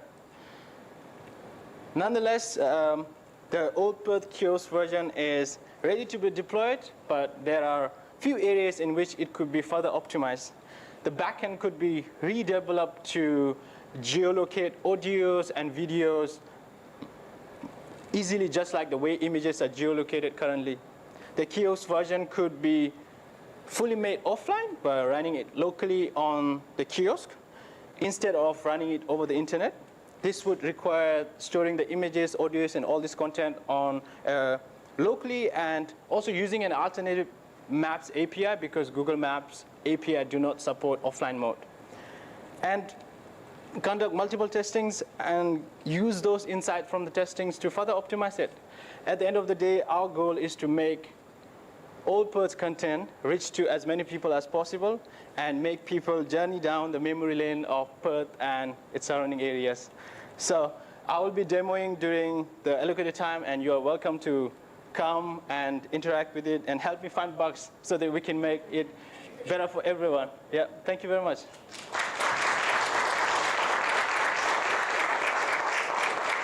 Sorry, I forgot to thank all these people for helping me during the project. Yeah, thank you.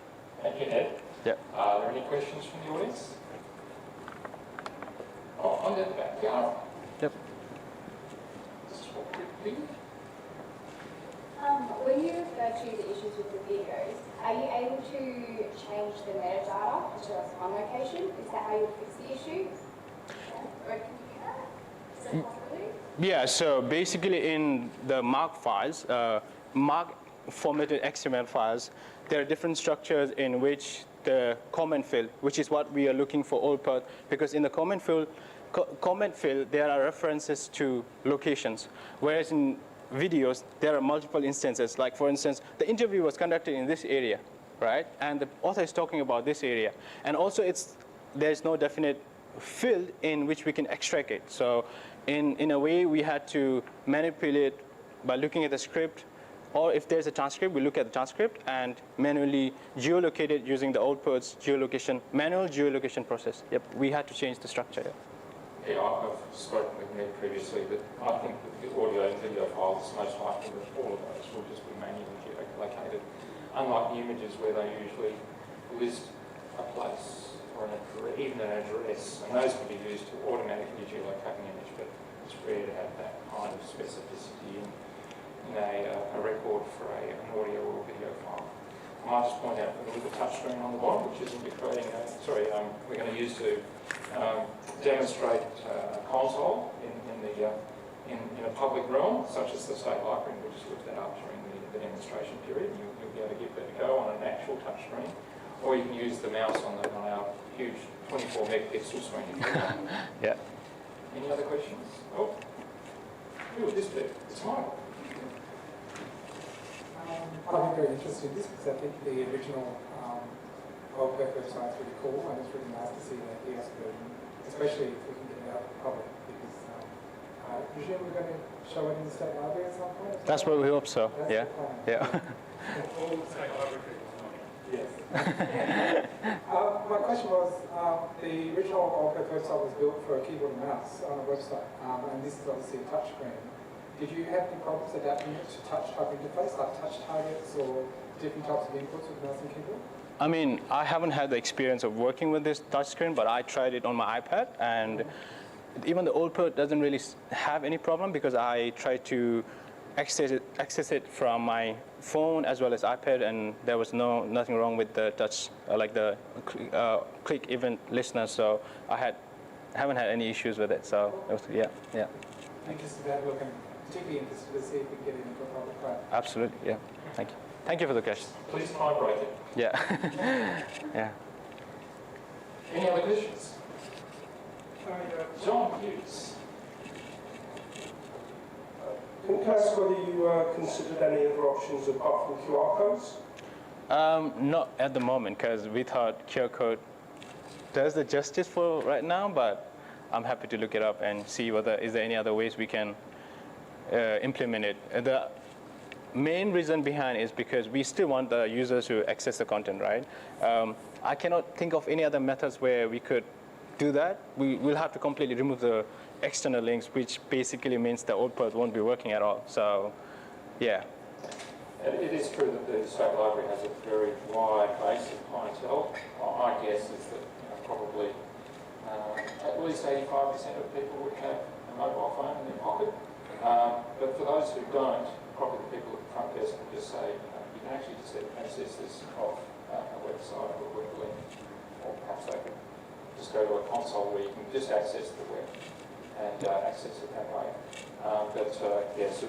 Having a QR code also has the benefit is that they're directed to a particular piece of content they're interested in. They use the QR code, bring it up on their phone, and there it is.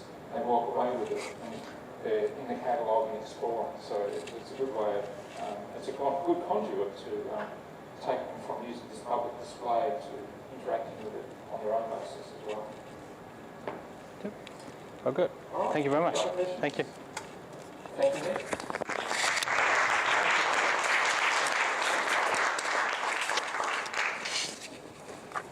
Our next presenter is Mary Blight, who will be talking to us about geolocating historical panoramas of the goldfields.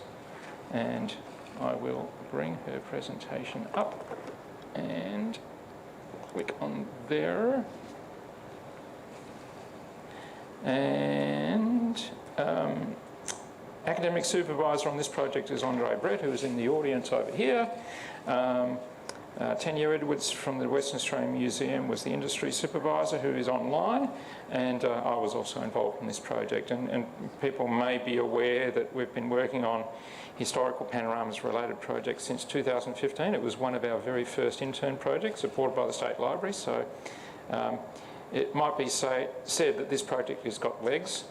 It's been run for a very long time and has been very successful, and very pleased to see Mary's contribution to the project. So over to you, Mary. And I'll Thank you.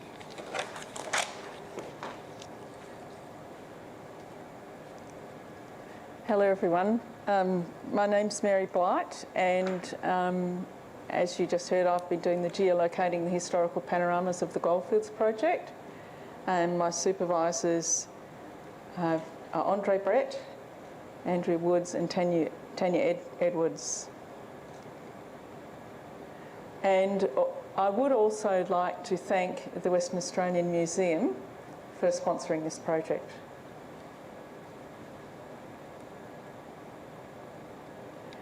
First, I'd like to start with an acknowledgement of country.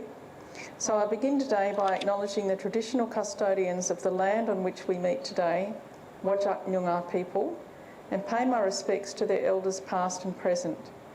I extend that respect to Aboriginal and Torres Strait Islanders peoples here today.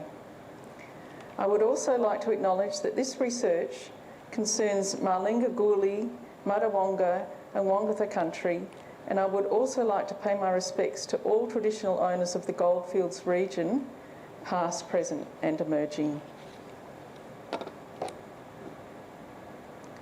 I would also like to do a statement of positionality. So I have an Irish Catholic and settler background. My Irish grandfather came out here and started teaching at Peak Hill in 1903. And I spent 3 years during my childhood living in Kalgoorlie. The photograph here is of my parents in front of the Broad Arrow Schoolhouse where my grandfather taught. and that's 2 of my youngest siblings as well. I had a lovely time growing up in Kalgoorlie. So the Goldfields Panorama Project concerns the goldfields in Western Australia, and where gold was discovered by Paddy Hannon in 1893. Of course, the discovery of gold had a huge impact on Wongatha people, and I would like to acknowledge that. It accelerated the impact of colonisation hugely as thousands of people rushed towards the goldfields when gold was discovered.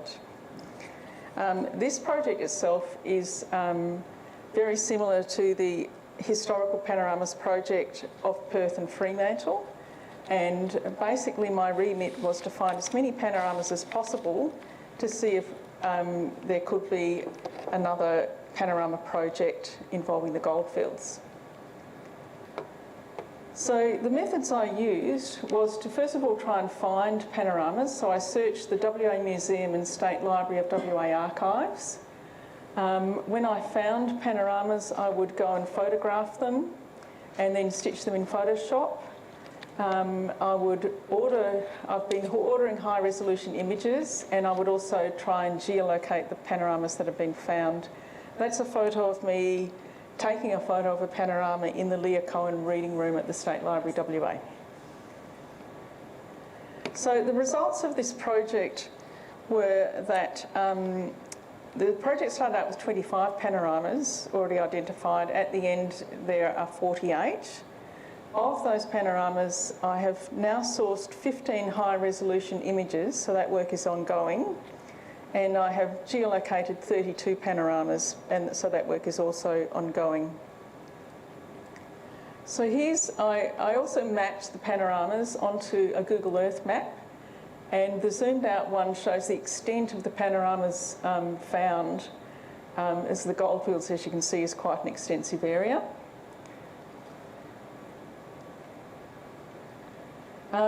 With the work, I analysed the panoramas that have been found in their locations, and I found that 29 of the panoramas located in what is the super pit today in Kalgoorlie. So this spreadsheet, I've just done an analysis. We've numbered the panoramas from 1 to 48. I suppose I should go back to this one here. So this is all the panoramas. I've identified them by the author that took the photography, took the panorama, where the panoramas are found, and whether I found a high-res image, geolocated them, and put them on the Google Earth map. But back to the 29 panoramas in the super pit. So this is now a lost world. So the super pit mines, I needed to map where the super pit is today and where the mines were. So I found a map in the State Library archives from 1899 of where all the mines were in the richest part of the Golden Mile, as it's called, which is the Boulder area. And I superimposed that on a Google map and had to do some violence to it in Corel Draw, stretch it and warp it a bit to try and make it actually match the streets in Boulder and work out where the curve of the old railway line was. But I've managed to do that, and as you can see, I made that a transparent layer of the layer with the mines' names on it, so you can see where the mines were in the super pit. Now this is what the super pit looks like today, and you can still see the curve of the railway line there. And that's how it was.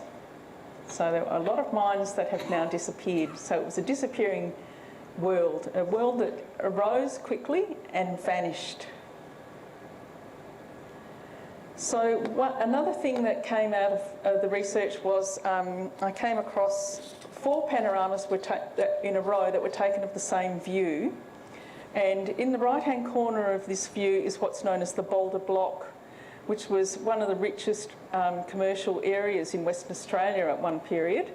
The owners of the premises on the Boulder Block negotiated with the mining leaseholders all around them to have the rights to the land on top while they dug underneath for gold. And so we've got 4 panoramas here. that were taken. This is one's in 1899 by Norman Adair. This one's probably around 1900 by Norman Adair. Then there's this one. We don't have a high resolution image yet for it. That's probably shortly after 1900, and I'm not sure who took it. It may have been Melvin Vanneman. And then this one by John Joseph Dwyer would have been later on. And so it shows how that area changed over in the early 1900s. So now I'm going to look at the authors of these panoramas, because a lot of the panoramas that I found, basically 4 photographers seem to have done a lot of the work. So the first one is Norman Adair, who's a bit of a mystery man. He arrived in WA from Queensland, but by 1911 he appears in Melbourne and doesn't appear to be taking any more panoramas, but overall in this collection 14 of the photos can be attributed to him.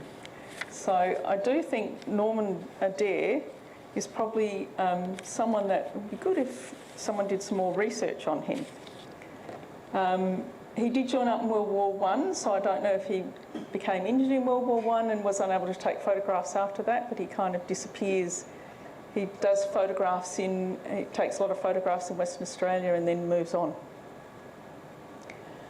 So the second one is Melvin Vanneman, who was a real adventurer. He was American, he was a balloonist. He unfortunately died in a balloon accident in 1912.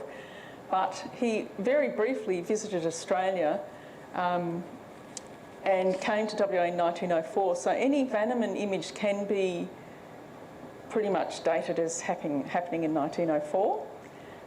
This is him with his cat, Kiddo. So then there's John Joseph Dwyer. Now he was born probably over east in the eastern goldfields. Goldfields over east, and he came to Kalgoorlie in 1896. His parents were Irish. He ran a photography business in Kalgoorlie from the 1890s to 1917, where a fellow photographer, Mackay, took over his photographic studio. So WA Museum has extensive holdings of the Dwyer Mackay photographic collection. And I looked through that with their very kind permission to find panoramas. 4 of the photos in this collection can be attributed to him. He did, as part of his business, take a lot of photos of Aboriginal people, and in particular sold one called Kalgoorlie Bell, mainly to missionary society. So he made money out of photographing and selling photos of Aboriginal people. So if you're doing anything with him, you probably need to be aware of these cultural sensitivities around his work. And then we've got Reg Lambert, who seems like a real character. He came along later on. He grew up in the goldfields. He saw his first camera in a Coolgardie shop in 1906. Got inspired to start taking photos. Ran a photography business in the southwest of Western Australia in 1920s, 1930s, and 8 of the photographs in this collection can be attributed to him. So now to discuss a bit of the geolocation work. This is a Reg Lambert panorama, and it's set in Boulder. It has some people, they seem to have just left a car, they're going down to the movie cinema. You can see the Boulder Town Hall in the distance, and there's actually a house here that has some interesting little spikes on its roof. And this is a Google map photo of that street. There's the cinema still there, there's the town hall, and if you look further back, that house with the spikes on it is still there. So it was very easy to geolocate that image, one of the easier ones to do. So basically, this project, as I said before, it started out with 25 panoramas. A 10-week search has shown that there are at least 48 panoramas, and we may find some more. 9 panoramas were found in the 8th week, probably by Norman Adair. I'm sorry, 2 of them have Norman's name on them. And So the project itself is not complete, but it certainly had a good start. I found 15 high-resolution images, but work will need to be done further to get images from State Library and WA Museum. And 32 panoramas have been geolocated, but that work is also ongoing. I've done a final report on it, so whoever takes over this project will hopefully be well based, have a lot of research to work on and be able to continue on the project. This is quite an interesting picture here that Reg Lambert took of gold fossicas out at Lake Ballard in 1933. I'm still waiting for a high resolution image of that one. And so this future work, you have to continue obtaining high resolution scans of the panoramas, finish the geolocation. There's a number of panoramas that I couldn't obtain that the Eastern Goldfields Historical Society holds, so that work remains to be done. And the idea was to take modern day panoramas of each location as part of the final display of the panoramas, and later work will involve creating a panoramic display in Pano Tour Pro or some other similar software. Okay, thank you very much. And has anyone got any questions?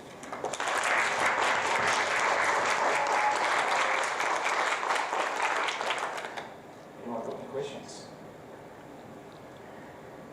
I noticed Barbara was quite excited at one point with, is it talking about a dare? We'll be talking about the reference to opening. We have a librarian at Oakley who grew up in Kalgoorlie and may know it may be related. Yeah, that's good. I mean, that's Oh, it's interesting. Yeah, that's very interesting. I think with many of these panoramas, some local knowledge would be very helpful to try and help We're going to check position. Yeah. I did think maybe researching Oakley would be good because he's mentioned as, you know, Norman Adair's there with him and has arrived in the goldfields, and so, yeah. We'll follow up because she's from Kalgoorlie. Yeah. It's possibly the same family. Possibly is.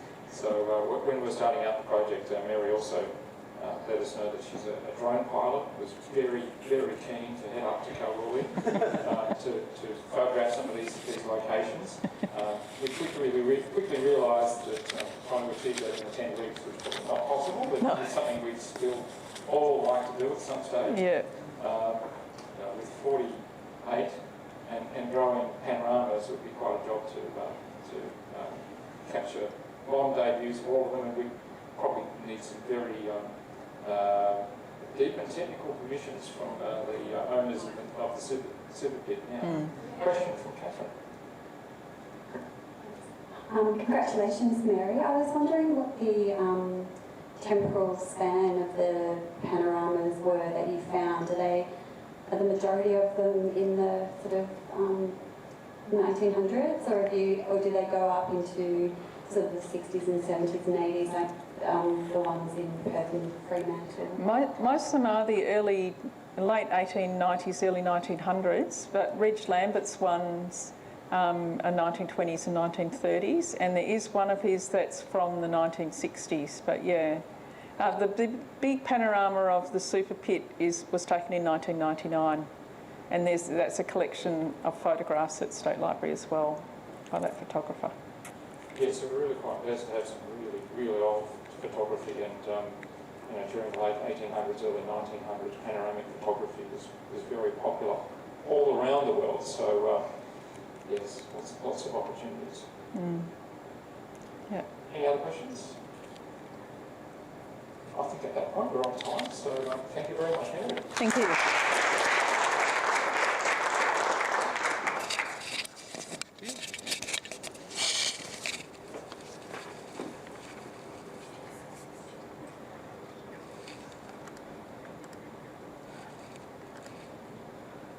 And I showed Mary's references there for a total of, I think it was half a second.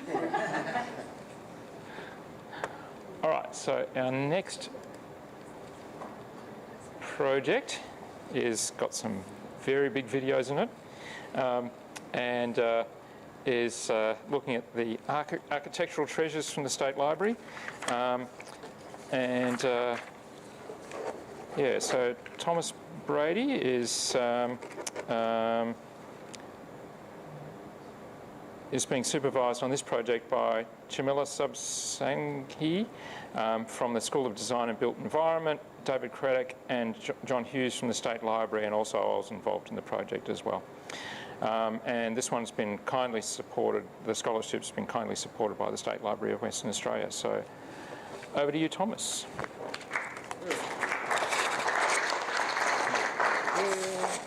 can just grab that out of there if you want to. I like to walk around.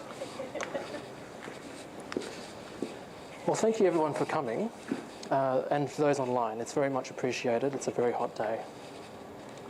So my name is Thomas Brady. I'm from the Architecture Department, and this project, Architectural Treasures, was a joint project with the State Library of Western Australia, and primarily it looked at activating architectural drawings through visualisation.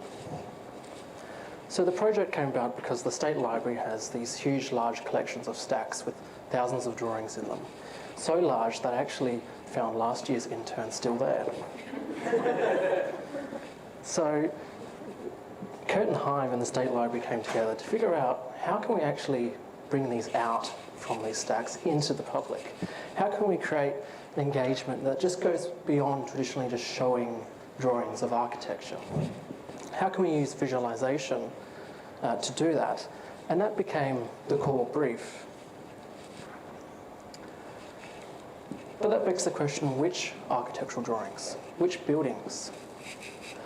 We had 3 shortlist criteria. The first one is that the buildings actually had to have a large enough collection of drawings, but also photographs, oral histories, and other media to support potential exhibitions and the visualization experience.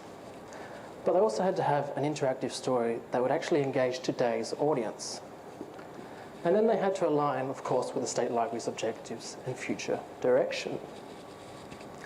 So 3 candidates were shortlisted. First, the Perth Pensioner Barracks, Lost Theatres of Perth, with a particular focus on the Hoyts Regent Theatre, and the Swan Brewery. Now, out of all these, we picked the Perth Pensioner Barracks because whilst it met this criteria, it actually had a rich living memory that people could still identify with today. In fact, when I was telling my grandfather about the potential buildings to choose, he went, "Oh, choose the barracks." I remember the story, and he was telling me his interpretation of events. So the barracks started off, designed by Richard Roach Jewell, built in 1886 to host or house pensioner guard force. Now, these guards came across the ships and performed a guard duty on these convict ships. And then they had to serve for about 6 months or the duration of their ship travel, whichever one was more. And then they were allowed to retire from the military.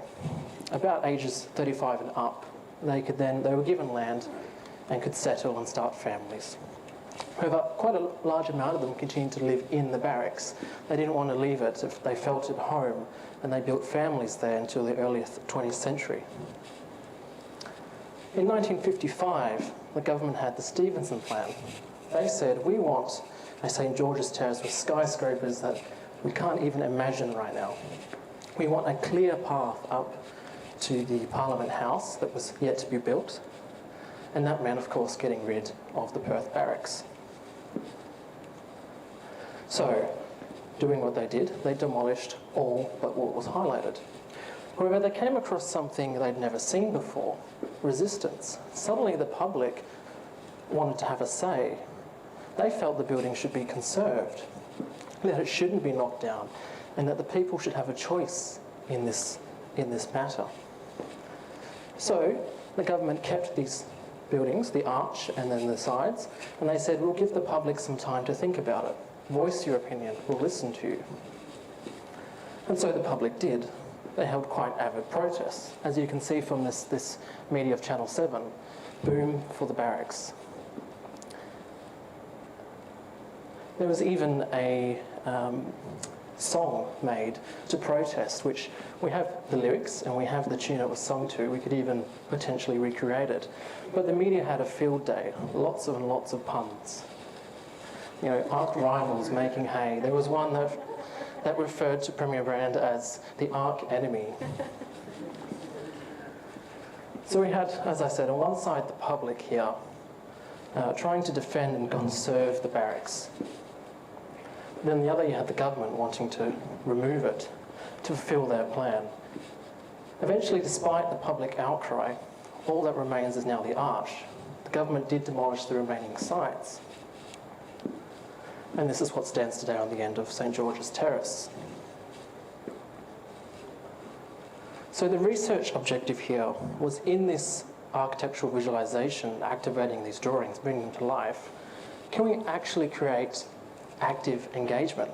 So can we go beyond what we consider passive engagement, where you just look at them? Can you actually physically engage? Can we push those limits?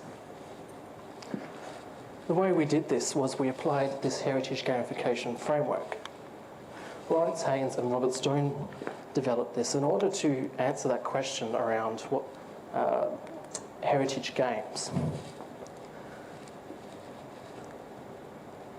They lost my train of thought. It's such a good framework. It really hits you off your feet. So they developed this model, and we chose it out of all the literature because I chose it. I did all the work. Because in exploring this active engagement, most out of all the literature considers those intangible layers of built heritage and history, those memory, people's stories, different interpretations. It does this by having you first identify what is active engagement, what do you want the player to get out of it on 4 different key levels: cognitive, psychomotor, affective, and meaning-making. Cognitive being an intellectual understanding, psychomotor being a physical, affective being a very interesting one. It's kind of like emotion, connecting with the history, and meaning-making where the player actually makes their own interpretation. They're not just passively consuming. And then it has you identify what parts do you actually want to, of heritage and history, do you want to integrate into this active participation? And the framework breaks heritage and history up into 2 different things. Heritage being what existed tangibly, so the physical brick, the building, its demolition, or the form of it, what it looked like after the demolition. In history, it defines as being what happened, people's interpretations, different sides to the story. And then it guides you through how to actually apply these to what they say is a video game setting, but we're taking this framework and we're applying it to immersive visualization. So, we built the barracks in Unreal Engine, and here it is here in all of its glory. This looks like it did in the 1886. You'll be able to try this demo out at the back. Now, this is a desktop application, but we designed it to be scalable with plenty of options. So we could take it to a touchscreen, or we could take it to VR, depending on the library's needs. It was very important that we didn't dictate how it was finally used, but that it was adaptable and could be scaled. So how do we actually apply this framework? Well, we broke it up into 4 levels. Each level activates the drawings differently, but they build up on each other, kind of exploring further how we can create that active engagement. But independently, they activate the drawings themselves and can be applied regardless of the others. So 4 different opportunities for the library to take advantage of the drawings in their collection. The first one being this very beautiful 1886 elevation here. If we bring it into the game, or into the visualization experience, I should say, we can do what's known as replication, where the player can see the drawing with what is there today, and they can start to understand the design intention and see this drawing more than just a printed media on a wall, or they can actually imprint it onto the building. Now, we see this a lot in heritage, where we recreate forms, and it is a very intellectual, cognitive way of engaging. But the thing is, you couldn't do it in real life, because if you were, you'd be standing in the middle of St. George's Terrace. So doing it in this game, or visualization experience, is something that obviously, we can't do. So it's an added advantage. But how do we go beyond that? We have this very beautiful arch here. And if we bring it in game, you can actually see at a near one-to-one scale how it would represent to the arch on the right. And the person suddenly can get a better understanding rather than it just being a very small static image. But what if we could interact with it? What if we could interact with the arch? Where you can take a brick and inspect it individually, and you can see that it is a brick and it's very bricky. But you can also see how that brick is part of a larger structure and how together they form this arch. And then if you pull them all down, you can see intellectually, cognitively, how compression forces work. So here we start to get a cognitive, but if we apply this to, say, a virtual reality environment, you get a psychomotor, physically engaging with the brick. Now, there's an architect, an infamous architect, with a very relevant quote called Louis Kahn, who says, when you're building with brick, you say to the brick, "Brick, what do you want?" And the brick says, "I like an arch." And you say, "I like an arch too, brick, but brick arches are expensive. Why can't I just use concrete? What do you think about that?" And the brick says, "I like an arch." The point here being is that if you're working with material, he says you have to respect it. It knows what it wants, and you can't go against the grain with that. So we've interacted with the building, but can we actually go further, even more? What if you could build the building? We've created here a puzzle-like game where the player can choose the pieces, and you've given the first one, of course, is the arch. And then the player is to figure out which pieces go together.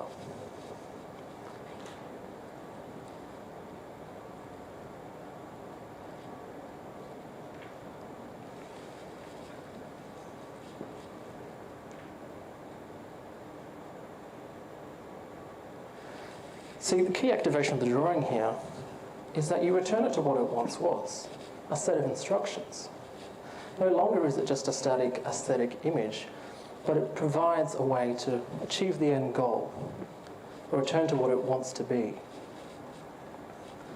We still here are on this cognitive level though, and a psychomotor, but can we go even further? What about meaning making and effectiveness, that player interpretation and a deeper emotional connection to the content?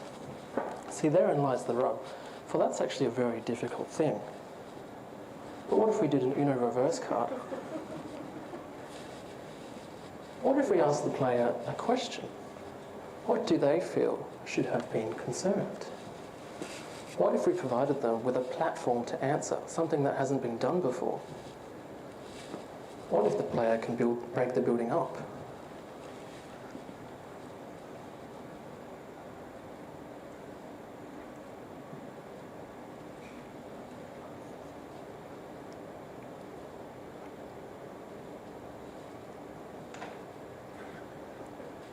Very realistic.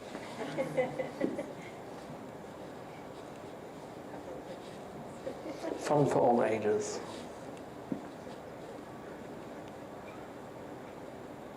See, it's quite unbalanced now. You need to put your corner back. Just for aesthetics.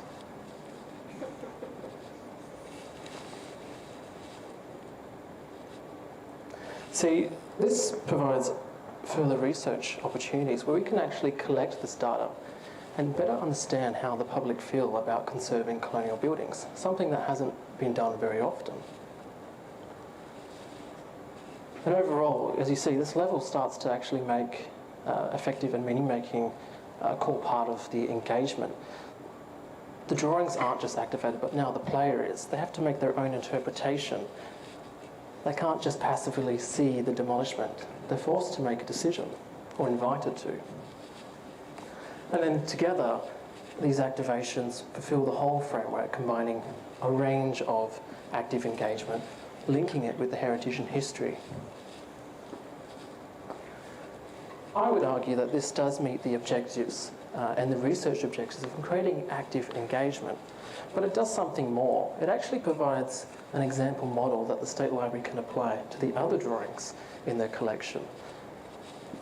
With this model, for generations to come, we can explore dynamic, fun, interactive ways to bring these drawings out of their storage. That concludes the presentation. I'd just like to say thank you, firstly, to the HIVE for putting up with all of my awful jokes, and secondly, to John and David for creating such a lovely, mentory, supportive environment at the State Library to work in. And of course, to everyone else at the State Library for helping this project come to life.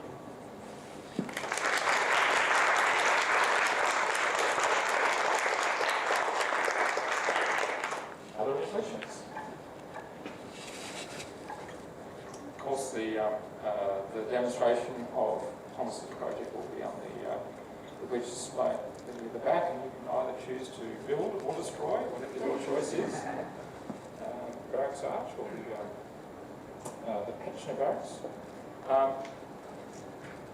Yes, if you've got a question, if we have any questions online as well, we can accommodate them. Daniel's looking at the comment field. Question? Thanks for the presentation. The model itself looks really, really good. I'm just wondering, did you do all the work yourself on the model, and what software did you use to create the model? I did. I modelled every single bit, and I used SketchUp. Yes, if anyone, we use SketchUp a lot in architecture because it's very cheap to license, but it's very effective, and it plugs directly into Unreal Engine, which we used to make the visualization experience. Question from Catherine. State Library.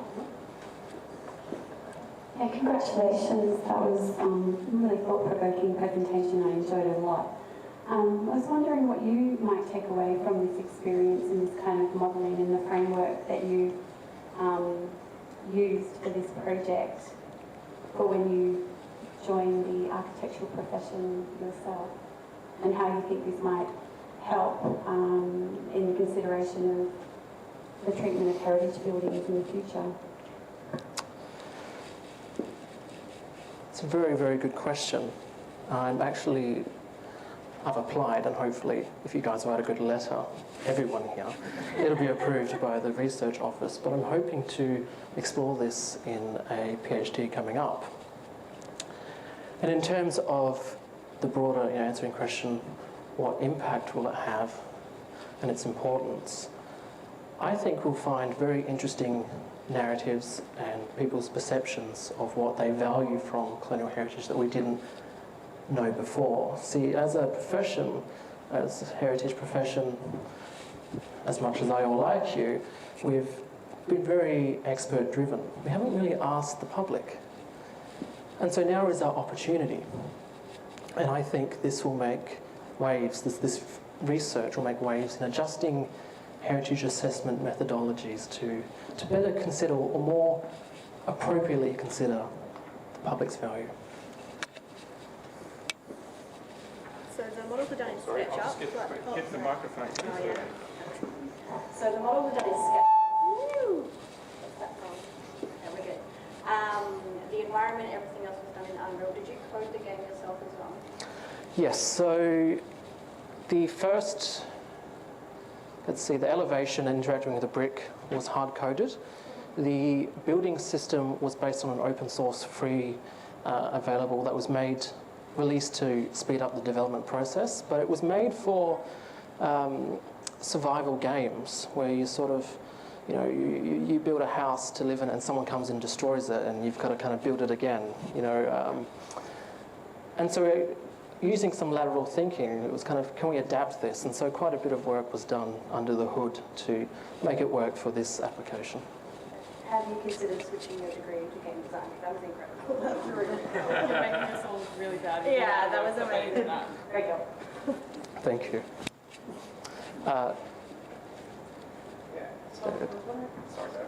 Yeah. I was wondering if you could elaborate for everyone here and online. Very early in the process, we, because in addition to the architectural drawings, we may have photographs and oral histories, and we planned, for reasons of scope, we didn't go down that route. But how you would overlay into an experience like this, so that someone may have lived in that wing that we just destroyed, you know, because that interests us, the library, that as well as the kind of physical world, we then have all these oral histories and documents that point to who lived in these buildings and how that, you know, if it wasn't a 12-week process, could also be overlaid into an experience like this? Well, thank you for that question. Yeah. Well, as you know, we were experimenting with AI voiceover for this, and it's in the report, and hopefully if I can present it at the State Library, show you that component. And the AI voiceover, we recreated the voice of John Betjeman, who was a historian and an advocate for Victorian architecture, and that was quite, it was very fun to do, but it was also a bit uncanny. Because I took it from a article of the Westerly, which is a UWA Art Journal magazine, which published their own interpretation a year after its demolition. And the quote comes from there. So when he reads that out, it's a bit like he's suddenly reading his own quote in an article. But on the whole, that technology, as the report will show, we can apply that to recreating things like the guards' voices from literature, and it doesn't have to be exact, you know, their voice. We don't know what their voice was, but we can replicate it in a way that can actually world build and support these scenes, these drawing activations. Any other questions? If not, we might just wrap up at this point and thank Thomas. Cool. Thank you.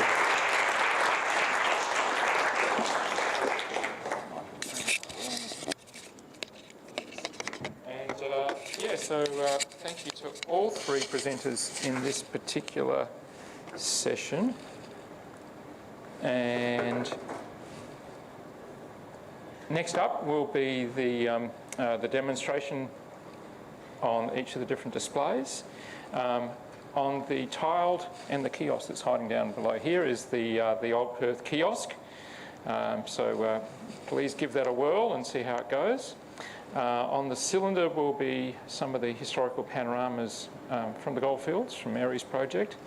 And on the wedge display in the back will be the interactive experience of the pensioner barracks and what's now the barracks arch. We've also got a little preview of Cass's project, which is be presented in the later section of, the third session of today. So we've got, 40 minutes allocated to demonstrations, and then there is a catered lunch out in the atrium. Again, thanks to our sponsors, event sponsors, Bluefin 3. So please say hello to Savita. I think she might have been outside doing a little bit of work earlier. And I think there was someone else coming from Bluefin 3 as well. Is that right, Ash? I think Ash just ran out just to check the catering. So thank you all for joining us for this session.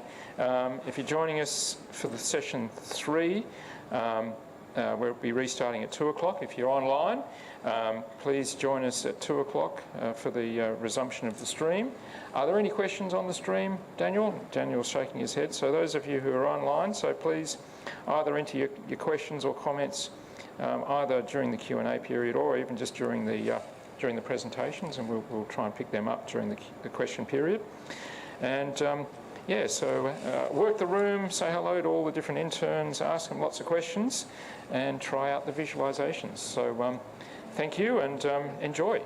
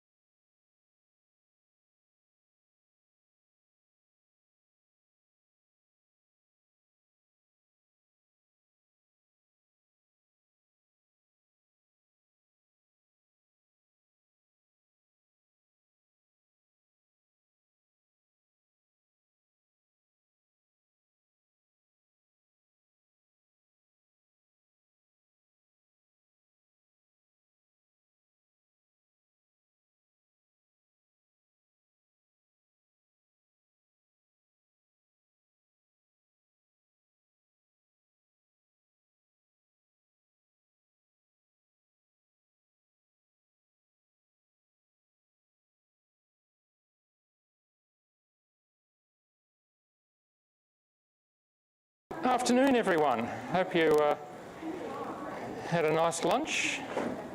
Thank you for joining us back here again.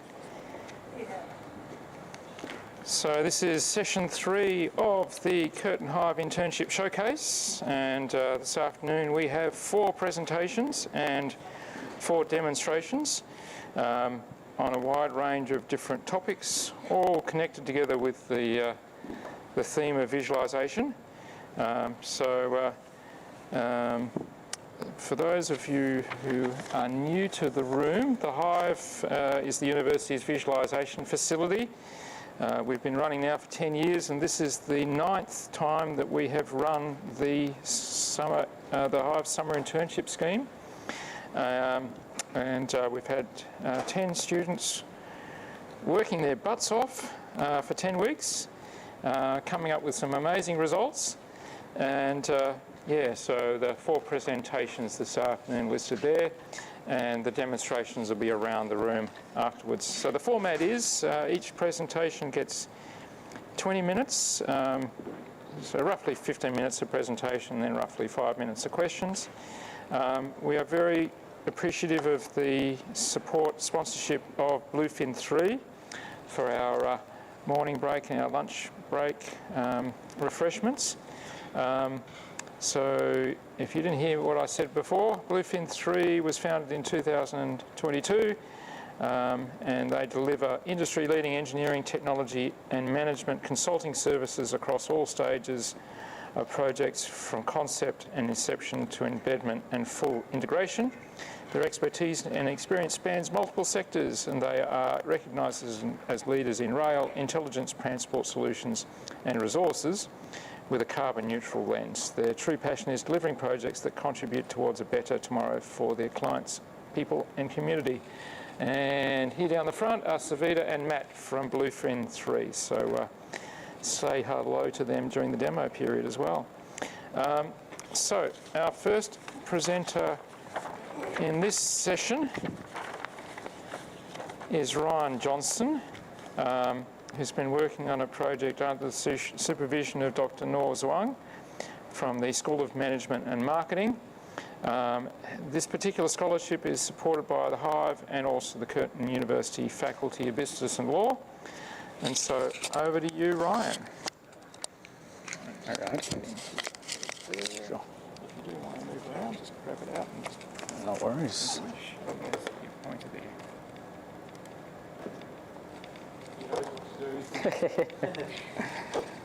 Ladies and gentlemen, I often find myself reflecting on what a fortunate era we find ourselves living in today. You see, with the vastness of human population and the remarkable technology we see on a daily basis, I say it's fair to say that we live pretty comfortable lives. However, navigating substantial improvements, especially on a large scale, poses its challenges. Knowing where to start and what to prioritize in the long run seems impossible. However, it's crucial to bear in mind that in our day and age, with everything being meticulously recorded as data, analyzing, processing, and visualizing this wealth of information is the true key to creating iterative improvements and moving forward. By doing so, to demonstrate this, we'll explore an interactive dashboard that overlays crash and cycling data to see if we can contribute to enhancements of cycling in our beautiful city of Perth. But before the fun, a little bit about how the dashboard was built. So the crash data set was provided by Main Roads and contained around 2,800 bike crashes. And the cycling data was crowdsourced from Strava. So I had to download the cycling data in these little itty-bitty squares. The suburb of Ellenbrook took around 50 squares, so I can let you imagine the scale of that. However, Python processing really streamlined the process of extracting, combining, and cleaning all of this website data. Now, geospatial projects have a unique advantage to them in the fact that unrelated data sets can very easily be spatially joined. In my case, ArcGIS Pro was the tool of choice for my GIS needs. It has a really rich ecosystem, a really clean user interface. It is a paid application. It is an enterprise application, but still, it has a really good ecosystem that integrates very well with visualization tools like Power BI, which was used to create this dashboard. Now, Power BI is a little bit more than meets the eye. It is very complex. It's very robust, should I say, and it has really good data modeling features. However, due to its robustness, you do need to follow the Power BI's best practices, and you do need to optimize your model unless you want it to be really slow. So, what did we create? In the end, we created 12 pages of demographic maps, which split the data down into age, gender, and trip purpose. We have 6 maps overlaying areas of high and low usage with high and low crash activity. We have 3 pages drilling down into the Fremantle, CBD, and popular cycling paths. And we have 1 page overviewing all of the crashes. So let's take a look at some scenarios now. Let's put all of this visualized information into practice. So scenario 1. Say you lived in Netherlands. You live right around that red circle. And you need to commute to work in the city. How would you do that? Well, Stirling Highway seems like the most straightforward and obvious option that leads directly to King Park, which goes up into the city. However, we can see that there's almost no cycling usage around this area. In fact, cyclists appear to be taking the scenic route. And they even appear to be doing things like going into, like taking inner roads, such as Princess Road over here. So why is this? Well, if we zoom down into the street view, we can see that at the very start of the road, it's really narrow and it's unpaved. And furthermore, it has a lot of turn-ins into these parts, into houses and businesses. These are areas where cyclists could be hit at a right angle. Now, towards the middle, the path is paved and the road is much wider. However, there still isn't that much cycling usage on it. And it isn't till the end where there's an actual separated cycling path. Now, if we go back, we can see that at the very end here, that is where all the usage happens. Sorry, I don't have steady hands. All right. Now, heading over to the city, let's look at some high usage maps. Now, you see the red lines leading in and out of the city are mostly the principal shared paths. And they are long stretches of bicycle paths that run parallel to freeways. But notice how most of the routes converge and form this bottleneck in here. So I noticed this, and I went back and looked at a commute map. And what did I find? I found high commute activity on this bottleneck. This led me to the conclusion that adding an alternative path between East Parade and Roe Highway could possibly reduce congestion for commuters during peak hours. Now, initially, I planned this proposed route. It goes down Wellington Street, which is really nice and wide, and the green sections 1, 2, and 3 indicate cycling paths that are already separated, indicate already separated cycling paths.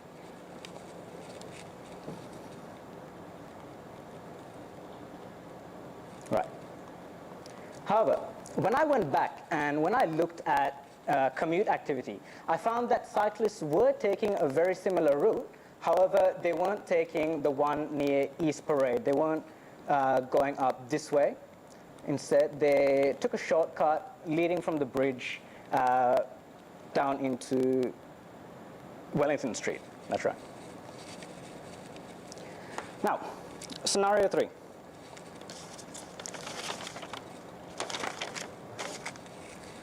After analyzing high patterns, we found that West Coast Highway was among the most popular for cyclists.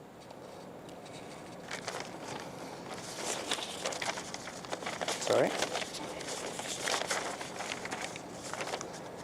Yeah, we found that it was most popular for cyclists. And when we filtered by side swipes, we isolated these crashes over here.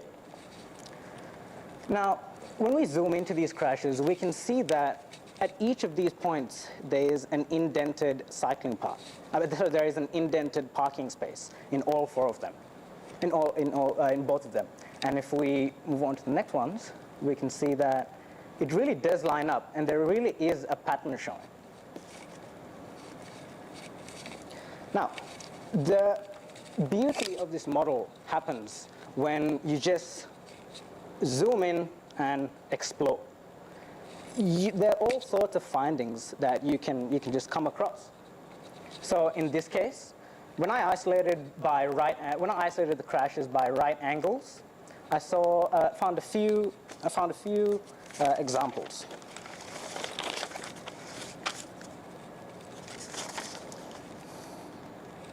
So see, when exploring the crash dashboard, I found this one here. You can't really see the cycling path until you go really close to it. And in this one down here, there's 4 right angle crashes. And the reason for this is there's a cycling path that runs parallel to the freeway, that runs parallel to this road that turns in at a right angle. And this bush over there, it reduces visibility. Now, all of these might seem like really small things.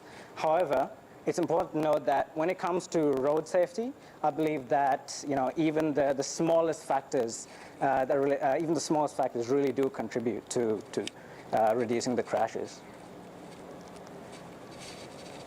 Now, not all improvements involve adding things to the cycling path, adding things to the cycling infrastructure. In fact, sometimes removing things could be good too. In this case, near Lesmurdy High School, there were 6 accidents from this intersection where cars were driving across the cycling path, similar to number 4. The scariest and the one that concerned me the most was this one over here. You can see that cars turning into this railway crossing might be focused on cars coming up through here as well. And they might not see the cyclists. They might not see the cyclists from that path, especially with the trees blocking their view. Now, in conclusion, we've taken 2 data sets and we've spatially overlaid them. We've identified an inefficient low area, a high activity area with a bottleneck, and a high activity area with a pattern of crashes, plus a few minor issues. Now, where do we go from here? Well, obviously adding more and more data sets from various different sources would allow us to gain a wider insight. Think about this model combined with things like traffic flow, elevation, and public transport data. Or better yet, AI models could possibly scrape through each one of those visualizations and could possibly deliver a list of outputs. Now, advanced data analysis and visualization models like these, with custom software, are being utilized across nearly every industry to analyze and visualize data. Everything from the algorithms that decide what you see on social media to how interest rates are being set, to the prices being set, they all rely on these algorithms to give you the short end of the stick, which is why I feel like it should be essential for everyone to learn the skills of analyzing and visualizing data. Geospatial analytics can easily be learned and can easily be applied to making the world around us better. So I invite all of you to my demo, and I can't wait to see what you'll find. Thank you. Do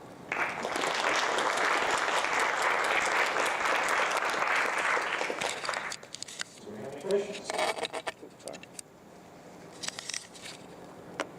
Everyone's keeping thought.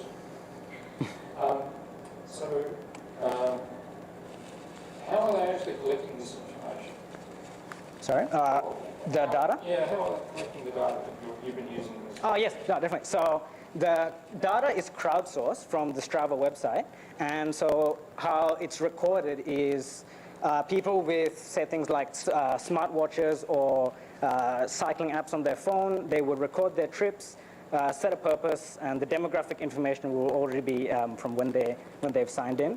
And as they start their journey and ride along right, yeah, it records the GPS and location data. And who's integrating all the information together in this instance? Yeah, so all the information was like pre-processed from Strava. They put it on their website, and they allow you to filter out different things, filter out different demographics. And yeah, so all the data is consolidated by Strava. Strava, the thing with using crowdsourced data, by the way, is that so a third party often does things like, in this case, they've anonymized the location data, so you can't see like the paths leading into the cyclist's house. And yeah, they've done pre-processing of data. So always be cautious when crowdsourced data is used to add extra strength and reliability to that data. It should be combined with other data sets, definitely. Question down here in the front.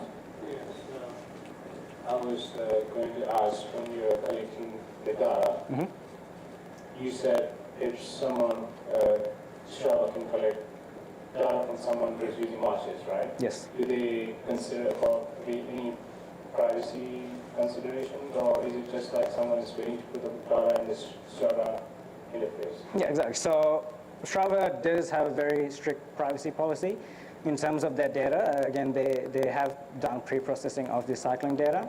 And so the data set is not freely accessible. It's through the Strava Metro website, which is sort of like an enterprise partnership with different companies. And you need to, you can't even buy you can't even buy the Strava data set. It needs to be like an enterprise sort of relationship. And you can't like share screenshots of like the website, yeah, things like that. So they do take their privacy very seriously. You can't disseminate any of the data, yeah. So how did you get access? No, no. You can't, using this data like this is fine, just you can't make it commercial, you can't record pictures pictures of the website, which is why there's no pictures of the website, yeah.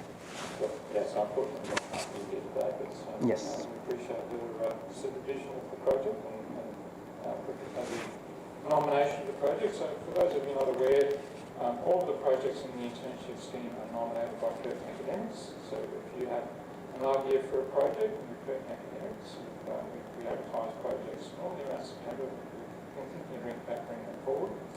If you're a member of industry, we also obviously encourage industry involvement in this industry nomination of projects. So, but we always do want to have a Curtin academic involved in the project to gain some hopefully research benefit to the university as well. Any other questions from the audience? I'd just like to say thank you to, I forgot to say this, just thank you to Dr. No. I really appreciate her mentoring. When I started this project, I was just focused on the technical side of things, just spending hours and hours in front of the computer, but she gave me advice, she gave me mentorship, and she taught me how to open my mind. Still working on that. But yeah, just thank you, Dr. No. Very good. Okay, well, thank you so much. Thank you.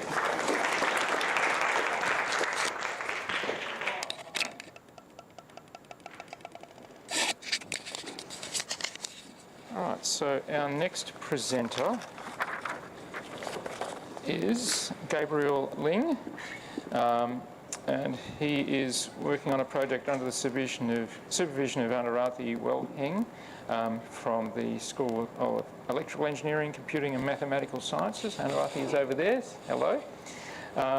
And this particular project's been supported by the HIVE and also the Curtin University Faculty of Science and Engineering. So let me just bring up Gabriel's presentation. Oh, and that was Control-Alt-P, wasn't it? Shift Control? I'm sure you said something different before. That's not it. I think you can just click on the icon. I'll let you drive, shall I?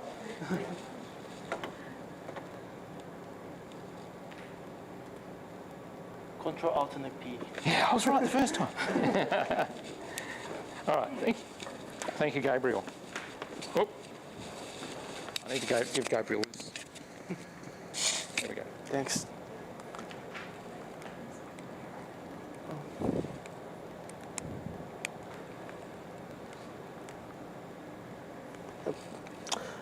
Hi everyone, my name is Jim Healing, and I'm a second-year Bachelor of Computing student majoring in computer science.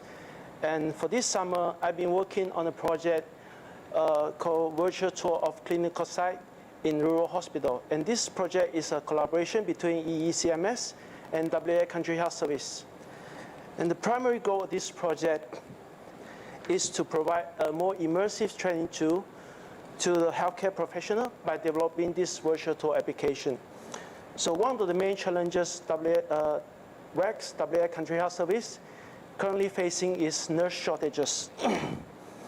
Often relying on the agency staff, especially agency nurses, they are being deployed to the rural health clinic, and they are expected to start working right away. And there is some challenges with the new staff turnover in how we're getting them to familiar with the new healthcare facility quickly.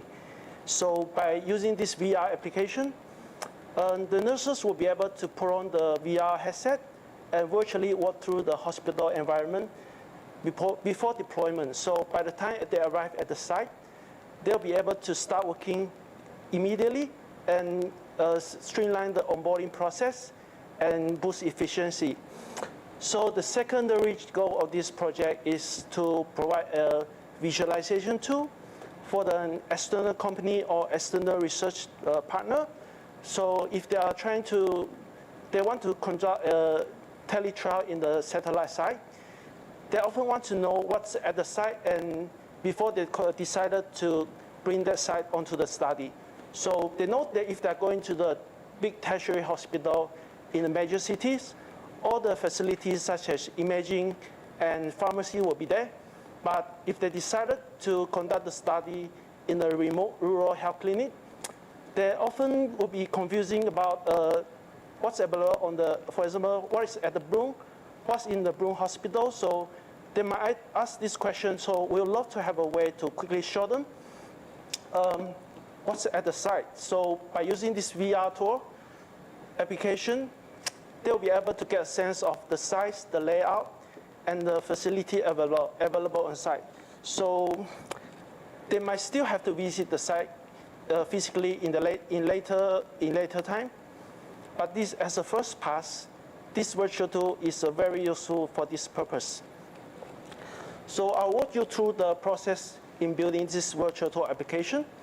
First, we'll start by capturing the 360 photo. Then we use them to create the virtual hospital site. And on top of that, I'll add in the interactive element to ensure a more immersive experience.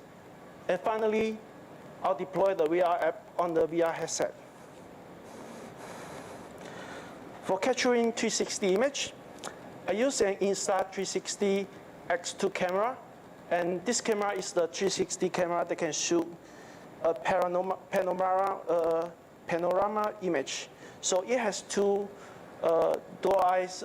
It has two fisheye lenses that can shoot up to 180 degrees field of view image each lenses. So by using this 360 camera, you'll be able to shoot two 180 degree image, and the camera software was stitched together to produce a 360 image. And this is one of the examples that I shoot in the TL Robertson Library in Curtin.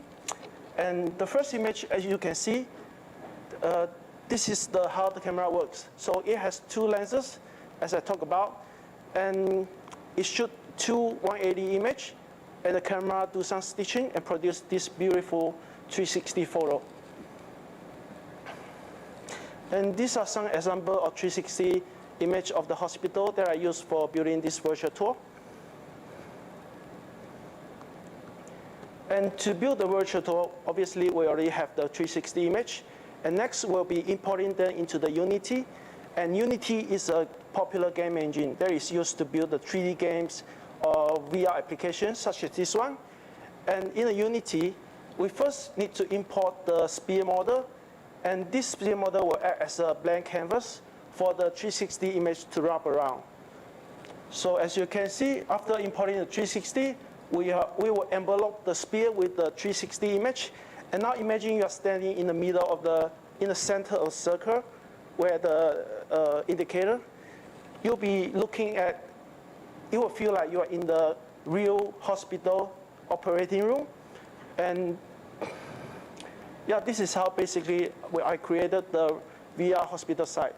So we just need to repeat this process for every hospital room, like patient room, the pathology lab, and create this individual sphere.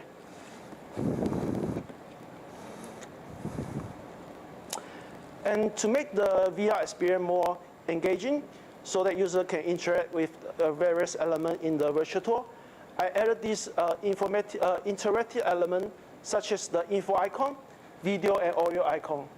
So when the user click on the info icon, a dialog window will pop up, and it will show you that extra bit of information for the item that the user are interested in. So in the Unity editor, I place those info icons on the various point of interest, usually near the medical equipment. So if users are, for example, interested to know more about the ventilator, there is usually an info icon near it, and user can click on that to get that information. And for navigation, I added the teleport icon you can see on the ground. It's placed on the ground so that the user can move to that particular spot and explore the scene more. And for entering and exiting the room, I placed the enter and exit icon near the entrance. So now we're finally ready to deploy the VR tour to the headset. This is done by connecting the VR headset to the laptop. And in the Unity editor, I compiled the Unity project as with Quest 2 as a target. So the VR headset we use for this project is the Oculus Quest 2. Now I'll show you some of the video. So once the app is loaded, you'll be located in the exterior of the hospital. So while wearing the headset, you can turn your head around to look at the surrounding. And the first icon is the info button. And it will pop out the information panel. And the icon on the right is the audio icon. Founded in 1990, yeah, it will play an audio narrative. Hospital in Southern Perth offers 511 beds and comprehensive services, catering to over 50,000 patients annually from the surrounding suburbs. And the icon in the middle is the video icon.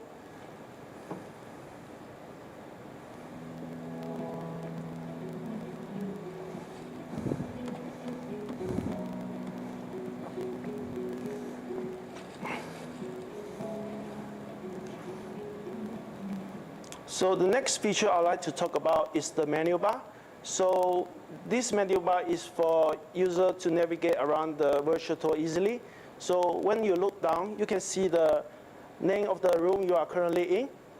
And then on the bottom, there is an icon looks like the mini map. The user can click on it, and it will bring out the floor plan of the hospital.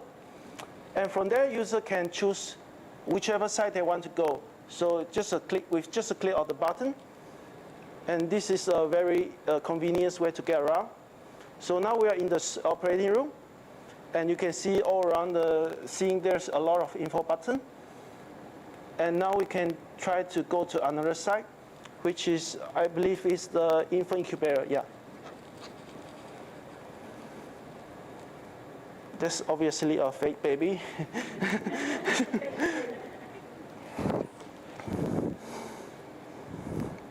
Yeah, the next feature I'd like to talk about is guided tour mode. And down in the menu bar, you can see the play button. When this button is clicked, the virtual tour will take you through the tour by room. So you don't have to do anything. It just look through all the available site with a like 10-second interval. Obviously, this time can be adjusted. And with the previous and back button, next button, user can go back to a previous scene or skip to the next scene. So this is for convenience. And anytime the user wants to pause the tour, they can just press the play button again and resume, press the same button. Yeah. And during this internship, I faced many challenges. And the main challenge I face is the acquisition of 360 photo. This is due to the time of internship, which is quite short, so it's not possible to obtain the 360 image of the real hospital from our project collaborator. So to overcome this, I used the stock images of the clinic from the image provider on the internet, like iStock. And since this project is just a proof of concept and doesn't require an exact replication of the real rural hospital setting, so these stock images were sufficient for this purpose. The second challenge I faced was the unfamiliarity with the Unity game engine. So having never used it before, in the initial few weeks, I facing a steep learning curve. So to address this, I read out a lot of documentation and watch a lot of YouTube video tutorial. And I also received quite a lot of guidance and support from my mentor and HIVE specialists, especially Dr. Michael Owens. He helped me with a lot of the Unity technical issue. And eventually I was able to learn how to use the Unity editor to build this VR tool. For future works, while the stock images has given us a satisfactory result, but it's crucial to note that our final product is a proof of concept and not suitable for real-world use in a hospital. If stakeholders decided to take this project forward, capturing the authentic 360 photo will be from the real hospital is essential to create a genuine virtual tour experience. Looking ahead, we're considering to adding more interactive elements such as gamified feature and quizzes to engage the user more. Involving the user interface along with feature like voice-guided navigation, it can significantly enhance the accessibility. And this change aims to provide a more immersive and educational experience, keeping our virtual tour aligned with evolving tech and user preference. To make our virtual tour accessible to more people, we are considering exploring the option of beyond relying on VR headset. We are considering a web-based application like using the standard browser like Firefox and Safari. Make it easy to control with a mouse and keyboard. A mobile app for the smartphone with touch-based navigation is important to ensure portability, and a standalone PC version, which are not dependent on internet, is accessible in areas with poor internet connection. This approach broadens compatibility and ensuring our tool is available to wider audience with different preference and tech constraint. Yeah, finally, I would like to acknowledge my supervisor, HIVE specialist, and WA Country Health Service for the support they provided to me during this entire internship. That concludes my presentation. I thank you all for listening, and I hope you will take the opportunity to try out the VR headset during the demo session. Thank you.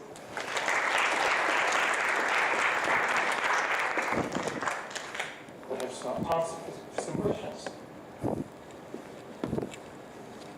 I've got one to get ready. So what do you think the primary benefit of this kind of experience is? You mean the virtual tour? Yes. It's more focused on it will like place you inside a virtual environment where you can like engage with various elements. So instead of sometimes it's not possible to do some kind of thing in the real world. So by using the VR headset, you'll be like to simulate that real world experience, but yeah, instead of doing it in the real world. So I think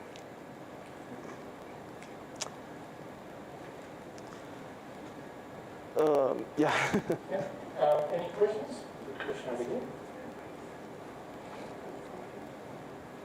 Thank you, Gabrielle. That was an excellent presentation, and on behalf of RICE, we've really appreciated the work you've put into this. Yeah, thank you. Thank you so much.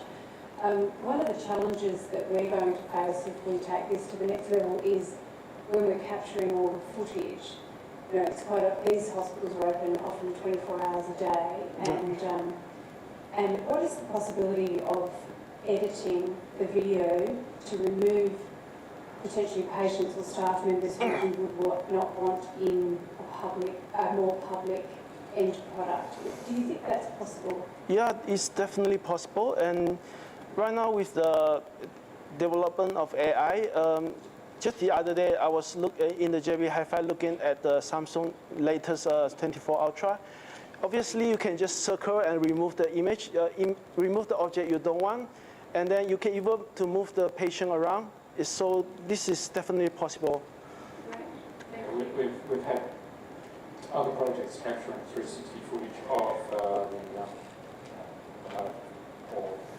on various locations, and you can just leave the 360 camera in the same position, and as long as people move around, then you can combine multiple photographs to remove people or items that you don't want in the footage. Yeah. Question down the back? Following on from there, around aesthetics and status. Yeah.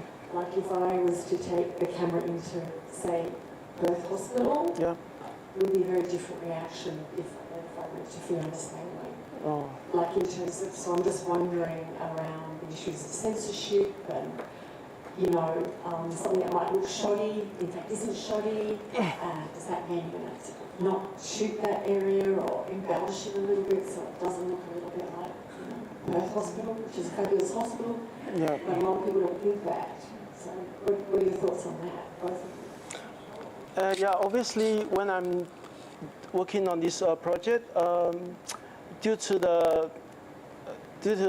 the initial plan was to get the 360 photo of the hospital from the wax, but due to the time constraint, it's not possible. So I just have to go on the internet and look for some sort of similar, because the first thing you see in the VI is the parking lot. It's actually not a real hospital, not a real parking lot of the hospital. I just took some of the images that look alike to put into the VR. But in the real world, obviously you need to get the approval before shooting. Yeah. Yeah, so that's a really good observation. And of course it would really depend on who the end user is. We wouldn't be in the business of enhancing or, you know, falsifying the equipment or the facilities. This has also been proposed as potential patient immersion, you know, before they come into experience surgery or any sort of consultation, so that there's familiarity and they're not nervous about their appointments. So there would be no gain in falsifying what that experience might be like. And the same goes for if our sponsors or research teams that want to do trials or studies out at our regional sites, they would quite often follow up with a real visit if they were going to proceed. So yeah, I think you may vary access to certain parts of the hospital depending on the user. That would be the way to manage that, I think. Yeah. And so all of that is a challenge and something that a potential honours student might do. Thank you. Well, that brings us up to time, so thank you very much, Gabriel. Yep.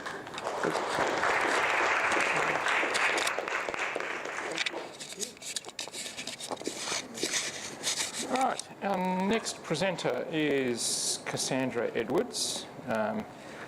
Her project has involved lots of VR 180 filming, and we'll hear all about that very shortly. Her academic supervisor is Corinne Ellie Harper, who's in the back, from the School of Media, Creative Arts and Social Inquiry, and co-supervision from Dr. Andrea Rassel, who's one of the Forest Research Foundation Fellows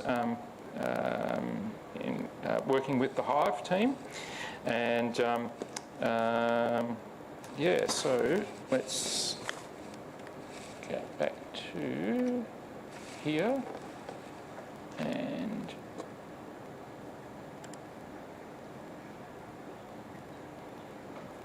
remembered. Here we go. Oh, thank you. Is that right there? Yep. Cool.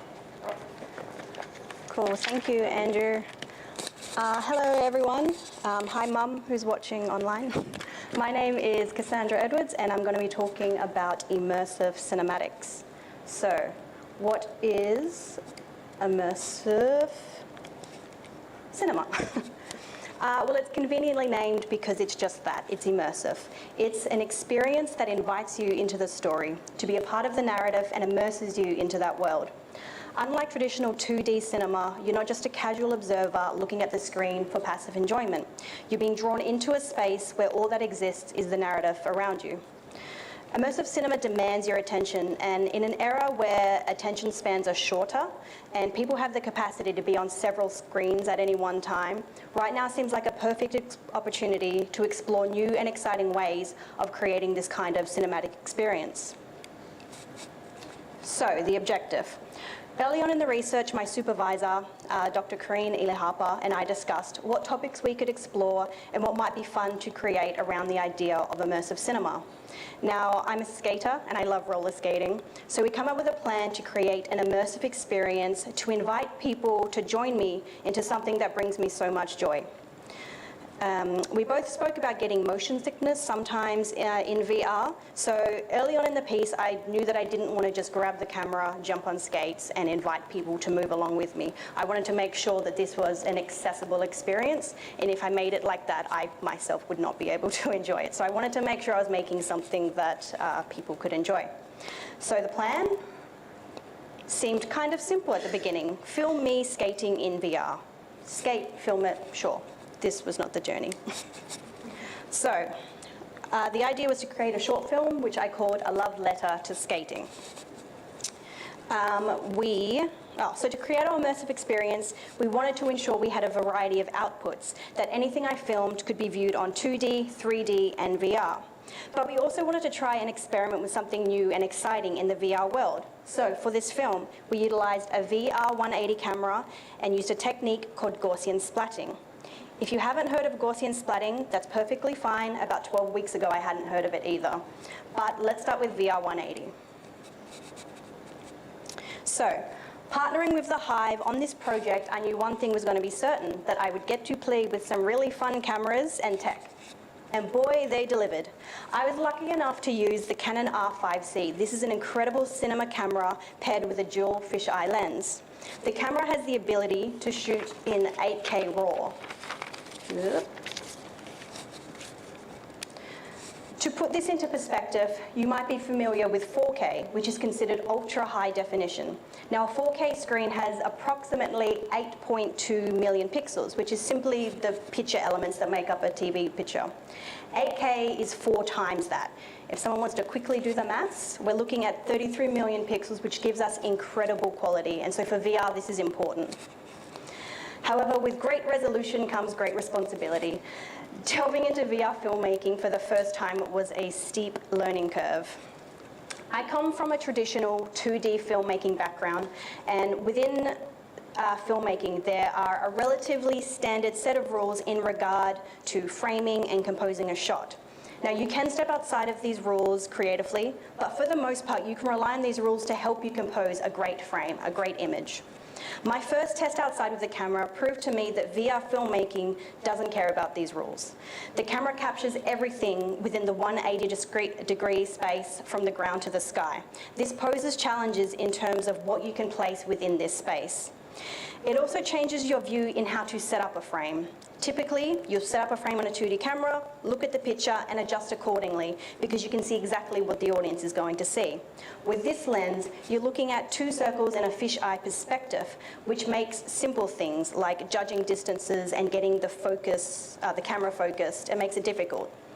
On the right, you'll see a picture of me trying to set up a frame that I'm also skating through. This was one of many, many, many tests that I had to do to try and work out what was going to work. So these are some of my tests. When viewing through the lens, all I kept thinking was, I'm too far away from the camera. I look tiny in the viewpiece and I have to get closer. With skating and expensive equipment, that obviously poses risks. So I had to be careful about what I was doing. After shooting footage, I had to get it all processed. Keep in mind we're working with 8K, so file sizes are roughly 4 times bigger than what a 4K file size. For example, I'm talking about 10 gigs per minute of footage. Luckily, with access to the HIVE, I was able to get this footage processed a lot faster, but it was still a lengthy process to get to the point where I could review the footage and see if it turned out the way that I'd planned when shooting. Most of the time, it was a no. Skating closer to the camera was absolutely not the solution, and once you view it in the intended 180 degrees, I realized that there was a lot that I had to change, but this was all part of the problem solving that I spent the first couple of weeks doing. So, that isn't a very, very brief overview of the VR 180 phase of this project. Let's talk Gaussian splatting. So, what is a Gaussian splat? If you look at the image, you could be forgiven for thinking that maybe some of this is just a photo that was taken on an iPhone. It's close to that. It's actually hundreds of photos taken from multiple angles to create a 3D render of that environment. What you're looking at are millions of particles pulled from those images to create what is called a point cloud. Now, this actually was taken on my iPhone and processed through an app called Luma AI. This is a brand new app on the marketplace that is changing the game for people working in the 3D space. It's currently only available on iPhone 11 and above. However, there is a desktop application that can do the same kind of processing. While this process of converting images to 3D isn't a new one, what makes Gaussian splatting so exciting is that this is real-time rendering of 3D environments. To give you an example, the first thing you want to do is capture a static scene. And you want to capture as much data as possible. So by data, I simply mean camera angles, making sure you get good coverage. From this data, a point cloud is created, millions of individual particles creating the image. From this, Luma AI uses artificial intelligence, compiling all of the particles and lighting conditions to create a mesh and gives you this.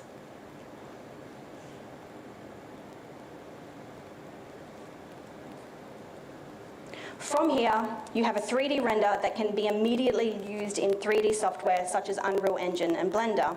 Now, this entire process, from start to finish, took maybe an hour, probably less. I took that render in the park, put my phone down, and half an hour later, I instantly had a photorealistic render. Now I just had to work out how to fit this into my project. Luckily for me, although Luma AI is new, when I started this project, they were developing integration into Unreal Engine. For those familiar, Unreal Engine is a 3D creation tool. What this means is that I could pull the 3D render I'd captured on my phone into Unreal Engine and start manipulating things like lighting and environment. Now, this was exciting in itself. The makeup of the Gaussian splat means that lighting isn't baked into the mesh. They're completely impacted by the artificial light I created around it. Now, something exciting happened halfway through my project. The Luma AI app came out of beta and was fully integrated into Unreal Engine. So this little notification on my phone meant that something entirely new had emerged. The ability to create 3D worlds around my splat with the full capabilities of Unreal Engine. For those unfamiliar, this is Hyde Park, by the way. So this is recreated Hyde Park. I was able to fill in the gaps from my splat, add moving elements and sound. I finally felt like I was able to recreate the joy and serenity I experienced when I skate, the feeling of everything around me melting away while I'm in these environments. So I'm excited to have a VR experience to show you today. Now, the world is small and I could quite easily sink another 10 weeks into just adding aesthetic elements, but I'm pretty pleased with it so far. So this advancement also revealed to me how to incorporate my film with this VR experiencing using the Gaussian splat. A VR media player, a cinema in virtual reality to view it. So I took the term immersive cinematics quite literally and created an immersive cinema. You can walk around one of the scenes of the film and even watch the film with me standing next to you. You don't have to do that, but it is an option. You can watch the film from any vantage point. With the VR headset, you can walk around the environment and, yeah. sorry. There is an interactive play button that you simply hit with your hand and the film starts playing. Now the film is in 2D, but with more development, the opportunities for viewing in VR are limitless. I could definitely recreate something similar to the cylinder or the dome, or you could have another button that takes you into the VR 180 film.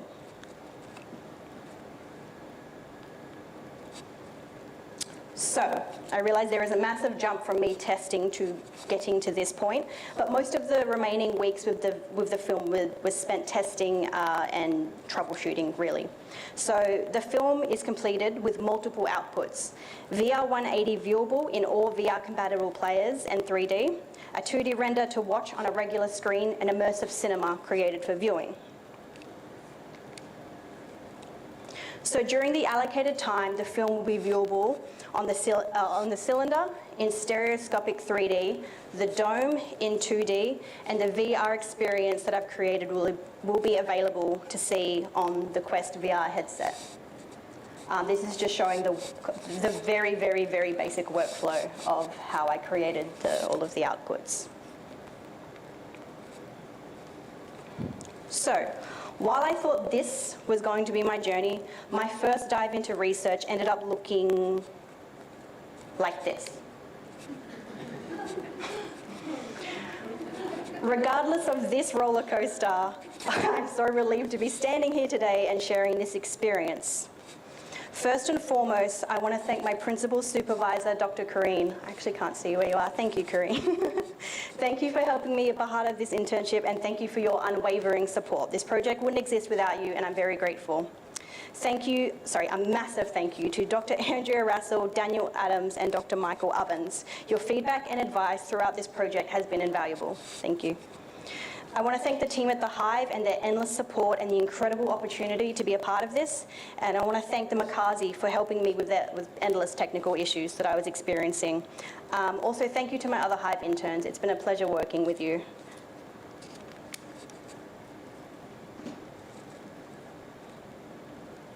Any questions?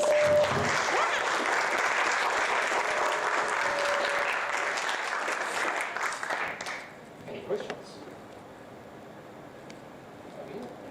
I'll just bring the microphone across to you. Yeah, sorry. I like quick questions. Thanks very much. That's a really clear presentation. Cool. And I empathise with the cry multiple times. Just where does it go from here? So just a very simple one. What are the plans next? So the idea was to, is this thing on? Yep. The idea was to just build a proof of concept to show the timeline and the workflow of how something like this can be created. If you ask me in a week, I'll have more ideas about where this can go. I'm a bit fried, to be honest, from building this, but I think the concept of having a scene in which you can stand in and interact with, and then you can watch a film after, or vice versa. Like, I feel like there are multiple opportunities here to have you immersed into a film. I think that a lot of the time when people are watching movies, they're also on their phone.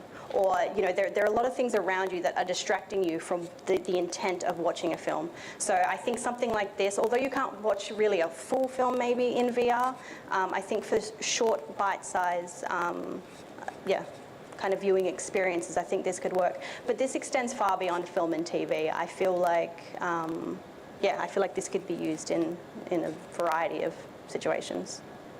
Yeah. So I'll just bring the microphone to you, Kareen. Just a second, just so everyone can hear. It's a proof of concept to take into curriculum. CAS will be hired to do this again with undergraduates and bring them in so they'll learn. So that was really important for me to take the research but actually be able to apply it into the classroom no better than having a talented student to do that. So that will really speak to all the students. So that's number one. And then we've got film festivals with the film. So there's a number of iterations, and then, like you said, in a few days there'll be bigger ideas that I think there's a lot of potential for other bigger projects and industry partnerships. I hope. That's great. I mean, certainly people can see the short film on the cylinder and the dome, and also make sure you have a look at the VR experience in the headset. I just wanted to ask, how long have you been skating? I'm looking at the floor, just love to skate. And I feel like my main concern with imagining myself trying to put this project together would be staying on my feet. And this was like not even a comment from you. Okay. It was honestly the least of my worries. I've been skating for over 10 years, so actually probably longer than that. Yeah, that was the easiest part of the entire experience. Trying to work out how to incorporate VR and fast movement was quite challenging because essentially you want to sit in a frame for a while, but skating is obviously gone like that. So there were issues around how to skate, but not the technical how to skate. Pretty impressive bit there. I'm glad that that's what you're impressed by. I wouldn't be able to think at skates. Any other questions from the audience? I think we're right on time. So Perfect. Thank you very much, Cass. Thank you.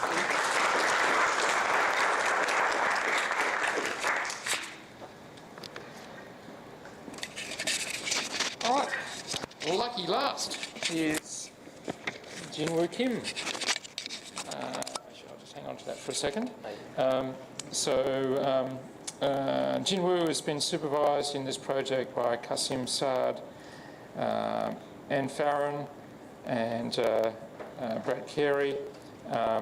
The project's been sponsored by the Curtin HIVE and the Faculty of Humanities, and Jin will also mention the exhibition that was set up as part of the project, which was never part of the intent, but it's interesting to see how a project evolves over time. So I think at this point I'll hand over to you. Yep.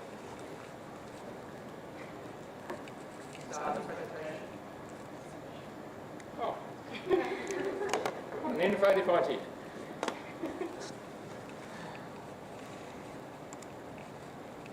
You know what, by the end of this showcase, I might get this worked out. And the Now, first screen. Control, Alt, T, is this? No, this is... That's oh. I don't think it's a full screen. Yeah. Yep. Okay. Sure. Hi everyone, my name is Shinu. I just graduated a Bachelor of Computing and Software Engineering and just having a graduate ceremony this Sunday. This summer holiday I had an internship with Curtin HIVE and School of Design and Built Environment with my supervisor Anderson here.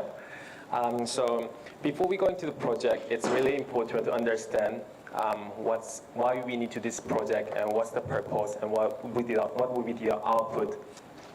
So my project title would be something you will wear all the time, but you don't really care.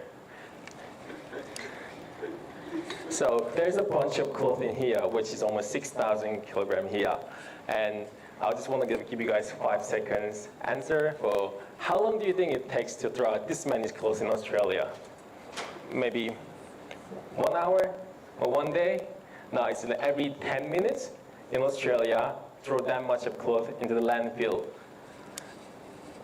So Australia, statistically, the second largest consumer right next to the USA, and every year 27 kilograms people buy, and then 93% of clothes they purchase, they throw out into the landfill. So my project has been starting based on this project called State of Fashion Textile Circularity in WA, which has 33 pages. And just as a summary of this project, there's a lot of waste in WA clothes spaces, and this project is showing an overview and recommendation for this issue. So that on the project was showing on the previous slides was showing some data was collected from last year during for 10 months. And this was showing the industry was distributed by the size or circular activity or primary sourcing. So it's showing which industry is having which fiber was using, like material like cotton, linen, and how they get the material from the other side. To better understanding this project, so I attend the forum, which is events with my supervisors, and this is showing the circular economy. So if you never heard about the circular economy, which is meaning a system where material never become waste and nature is regenerated. So one of the good examples was the guy who was sitting with in the same table. He was investigating how to make the material from the beer through the bacteria. That was really one of the good examples of the circular economy. So our initial plan was one of the Google Map show in the industry. We were trying to make a 3D models of the industry and to putting some video like in here and explaining where we get the material and how we recycle. So our initial partner was a Good Semi. So we are planning to do 3D scanning of the warehouse Good Semi in the Cannington. But however, as always, plans doesn't go well. The time frame doesn't work. So in December, everyone's busy. So we have to move on a different plan. But our supervisor, Anne, is very passionate about this project. So why don't we having our own space where we put some mannequins and then clothes and we showing to the other people. So we decided to work on having an exhibition. So there's a lot of clothes like recycling in the Good Semi warehouse, which is showing on the left side.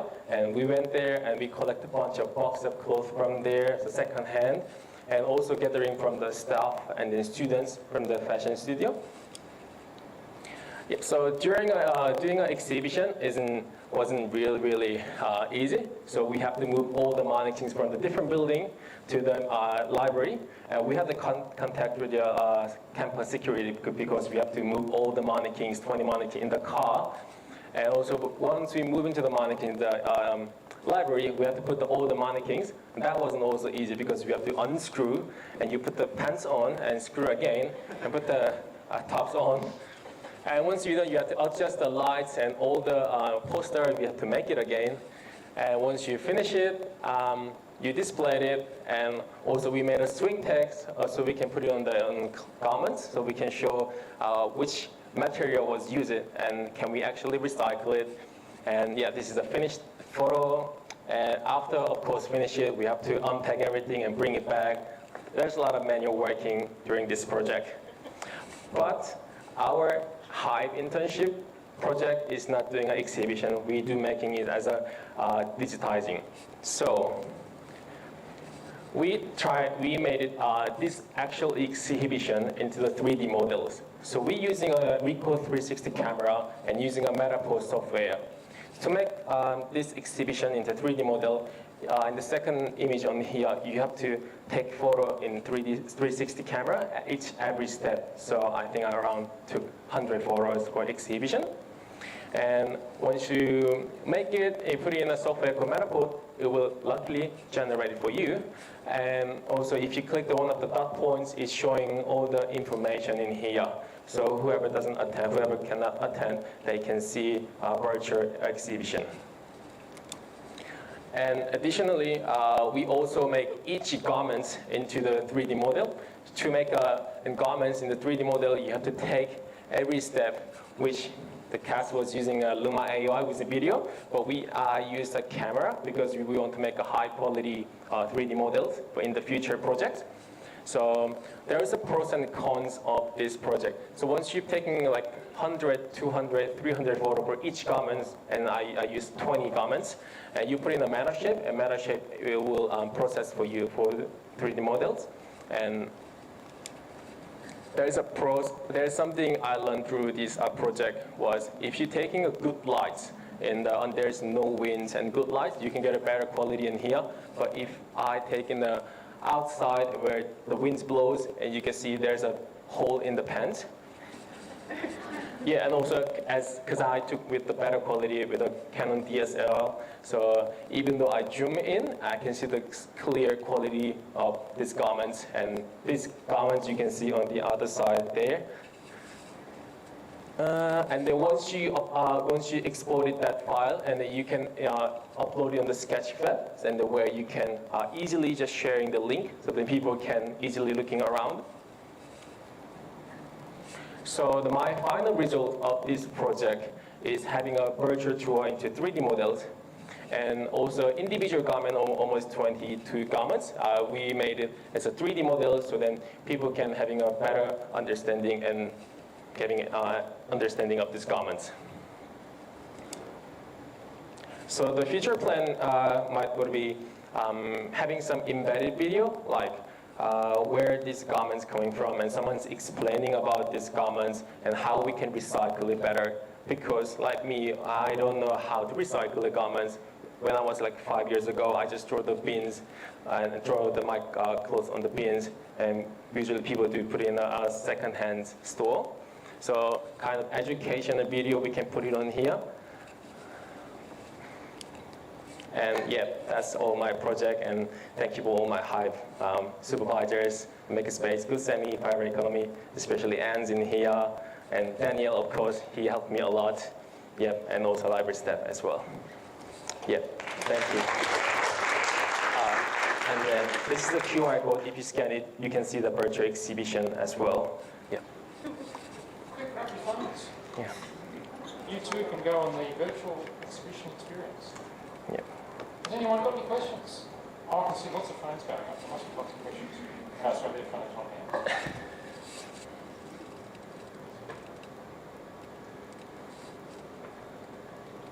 I'll ask a question. Okay. Yes.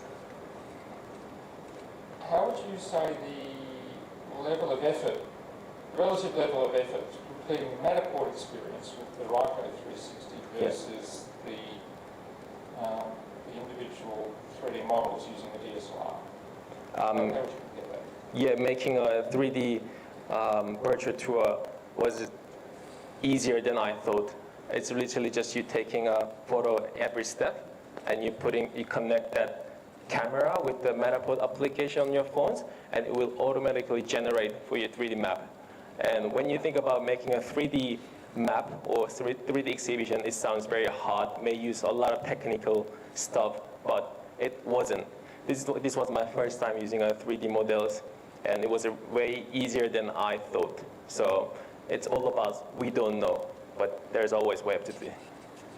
So when you're filming the 360 using the Ryko camera, yes, you must have been getting a lot of exercise because you need to move out of frame every time you take a photograph, right? Yes, because we don't want to put human face on the exhibition. I think someone's mentioned here.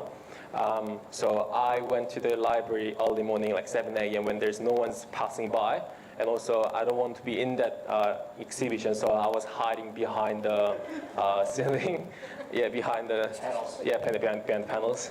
Yeah, so, yeah. One of the other approaches I've used is you put your camera here, you take a photograph here while you're standing on this side. Yeah. And then you move around the other side and take a photograph. So then you can combine the two sides. Yeah, also as Gabriel mentioned, there was another tools I saw in the Matterport app. There is a click for remove the human. So there is AI is already in there. So we don't need to, but yeah, it's rather not to have it. Yeah. Any questions from the audience? Down the back, Carol.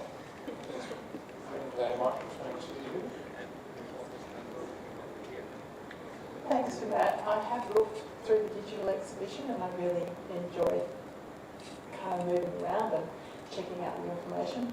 My question is actually about the redesigned clothes. So you went to Good Sammy's and you got second-hand clothes, but they've been reimagined before they hit the exhibition. What was that part of it? Did you pick up design fashion students, or how did that happen? Or how did the clothes get transformed? Like why we getting comments from the Good Sammy? No, I understand why you got the Good Sammy's clothes, but my reading is that it's not just Good Sammy's clothes that were on the mannequins, that had been reimagined. Yes. Is that correct? No. But, yeah. Sorry, no, none of them were done within the scope of this project. It was sourcing what had been done. So they were just illustrating where you might source garment. So the Good Sammy is one source. There's this sample that's here, which is actually a reused blanket and turned into. So No, basically I had to source. So Jin Wu's process was around the digitisation, and I wanted to just commend him on having to adapt to what we had to do in terms of changing the project. So yeah, it just meant that I was the one sourcing garments so that we could have the exhibition. But that's because I knew of students who had done zero waste, or I did a call out to, as Jin Wu said, staff, and who we could get garments in different state in order to demonstrate what different aspects of garments. Yeah, it's a bit complicated.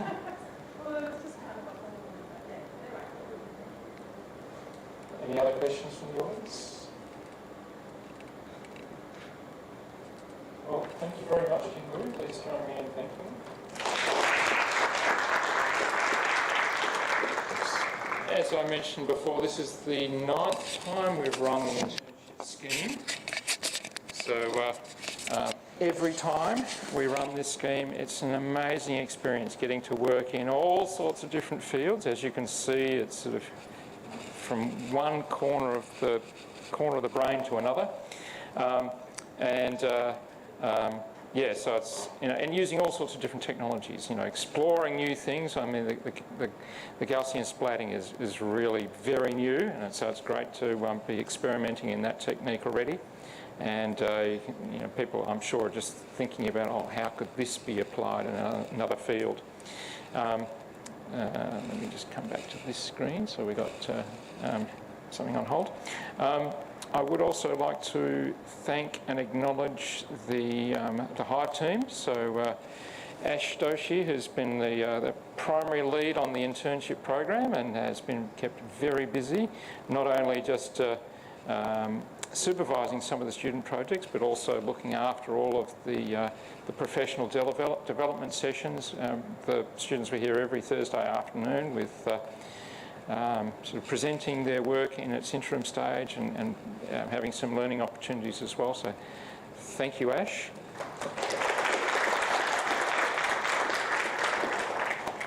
And Daniel Adams was also supervising 2 projects, Jin Wu and Cass as well, that's right, yes. So thank you for inspiring the use of new tech in those projects. Michael Ovens here is a new team member and has slipped right in and was really getting into the really interesting range of projects that were on offer and stepping in when some of the team were away from the facility. So thank you to you as well. There are many different other areas that make these projects happen as well. We have a sort of a recurrent set of scholarships, but there's also a number of other scholarships that come in from industry and inside the university as well. So 10 students this year, 5 of those were sort of funded recurrently, and 5 of them were just transient funding. So hopefully we can continue those support from different organisations. And yeah, so and at the pinnacle, of course, at the pointy end, thanking all of the interns. A few of them have had to leave for today, but across the day you've seen all of them. So thank you to the interns as well. Now, although it sounds like I'm wrapping up, this is actually not the end. We've got the demonstration session. Ryan will be here on the tile display showing you some of the trip data visualizations. Over on the LG display over here will be Gabriel with a head-mounted display showing his simulation, so I encourage you to view that. On the cylinder and the dome will be Cass with hers, and also running on a head-mount display over here in the centre. And Jin Wu will be on the wedge at the back of the room. So yeah, we're really working the room well today, and fitting everything in. And yeah, please make time to go around and try all the different demos. This will require 3D glasses. That's why it's looking doubled. It's not your vision. Just wear some 3D glasses and it will all become clear. And yeah, so work around the room and have a chat to all the interns, and thank you for coming.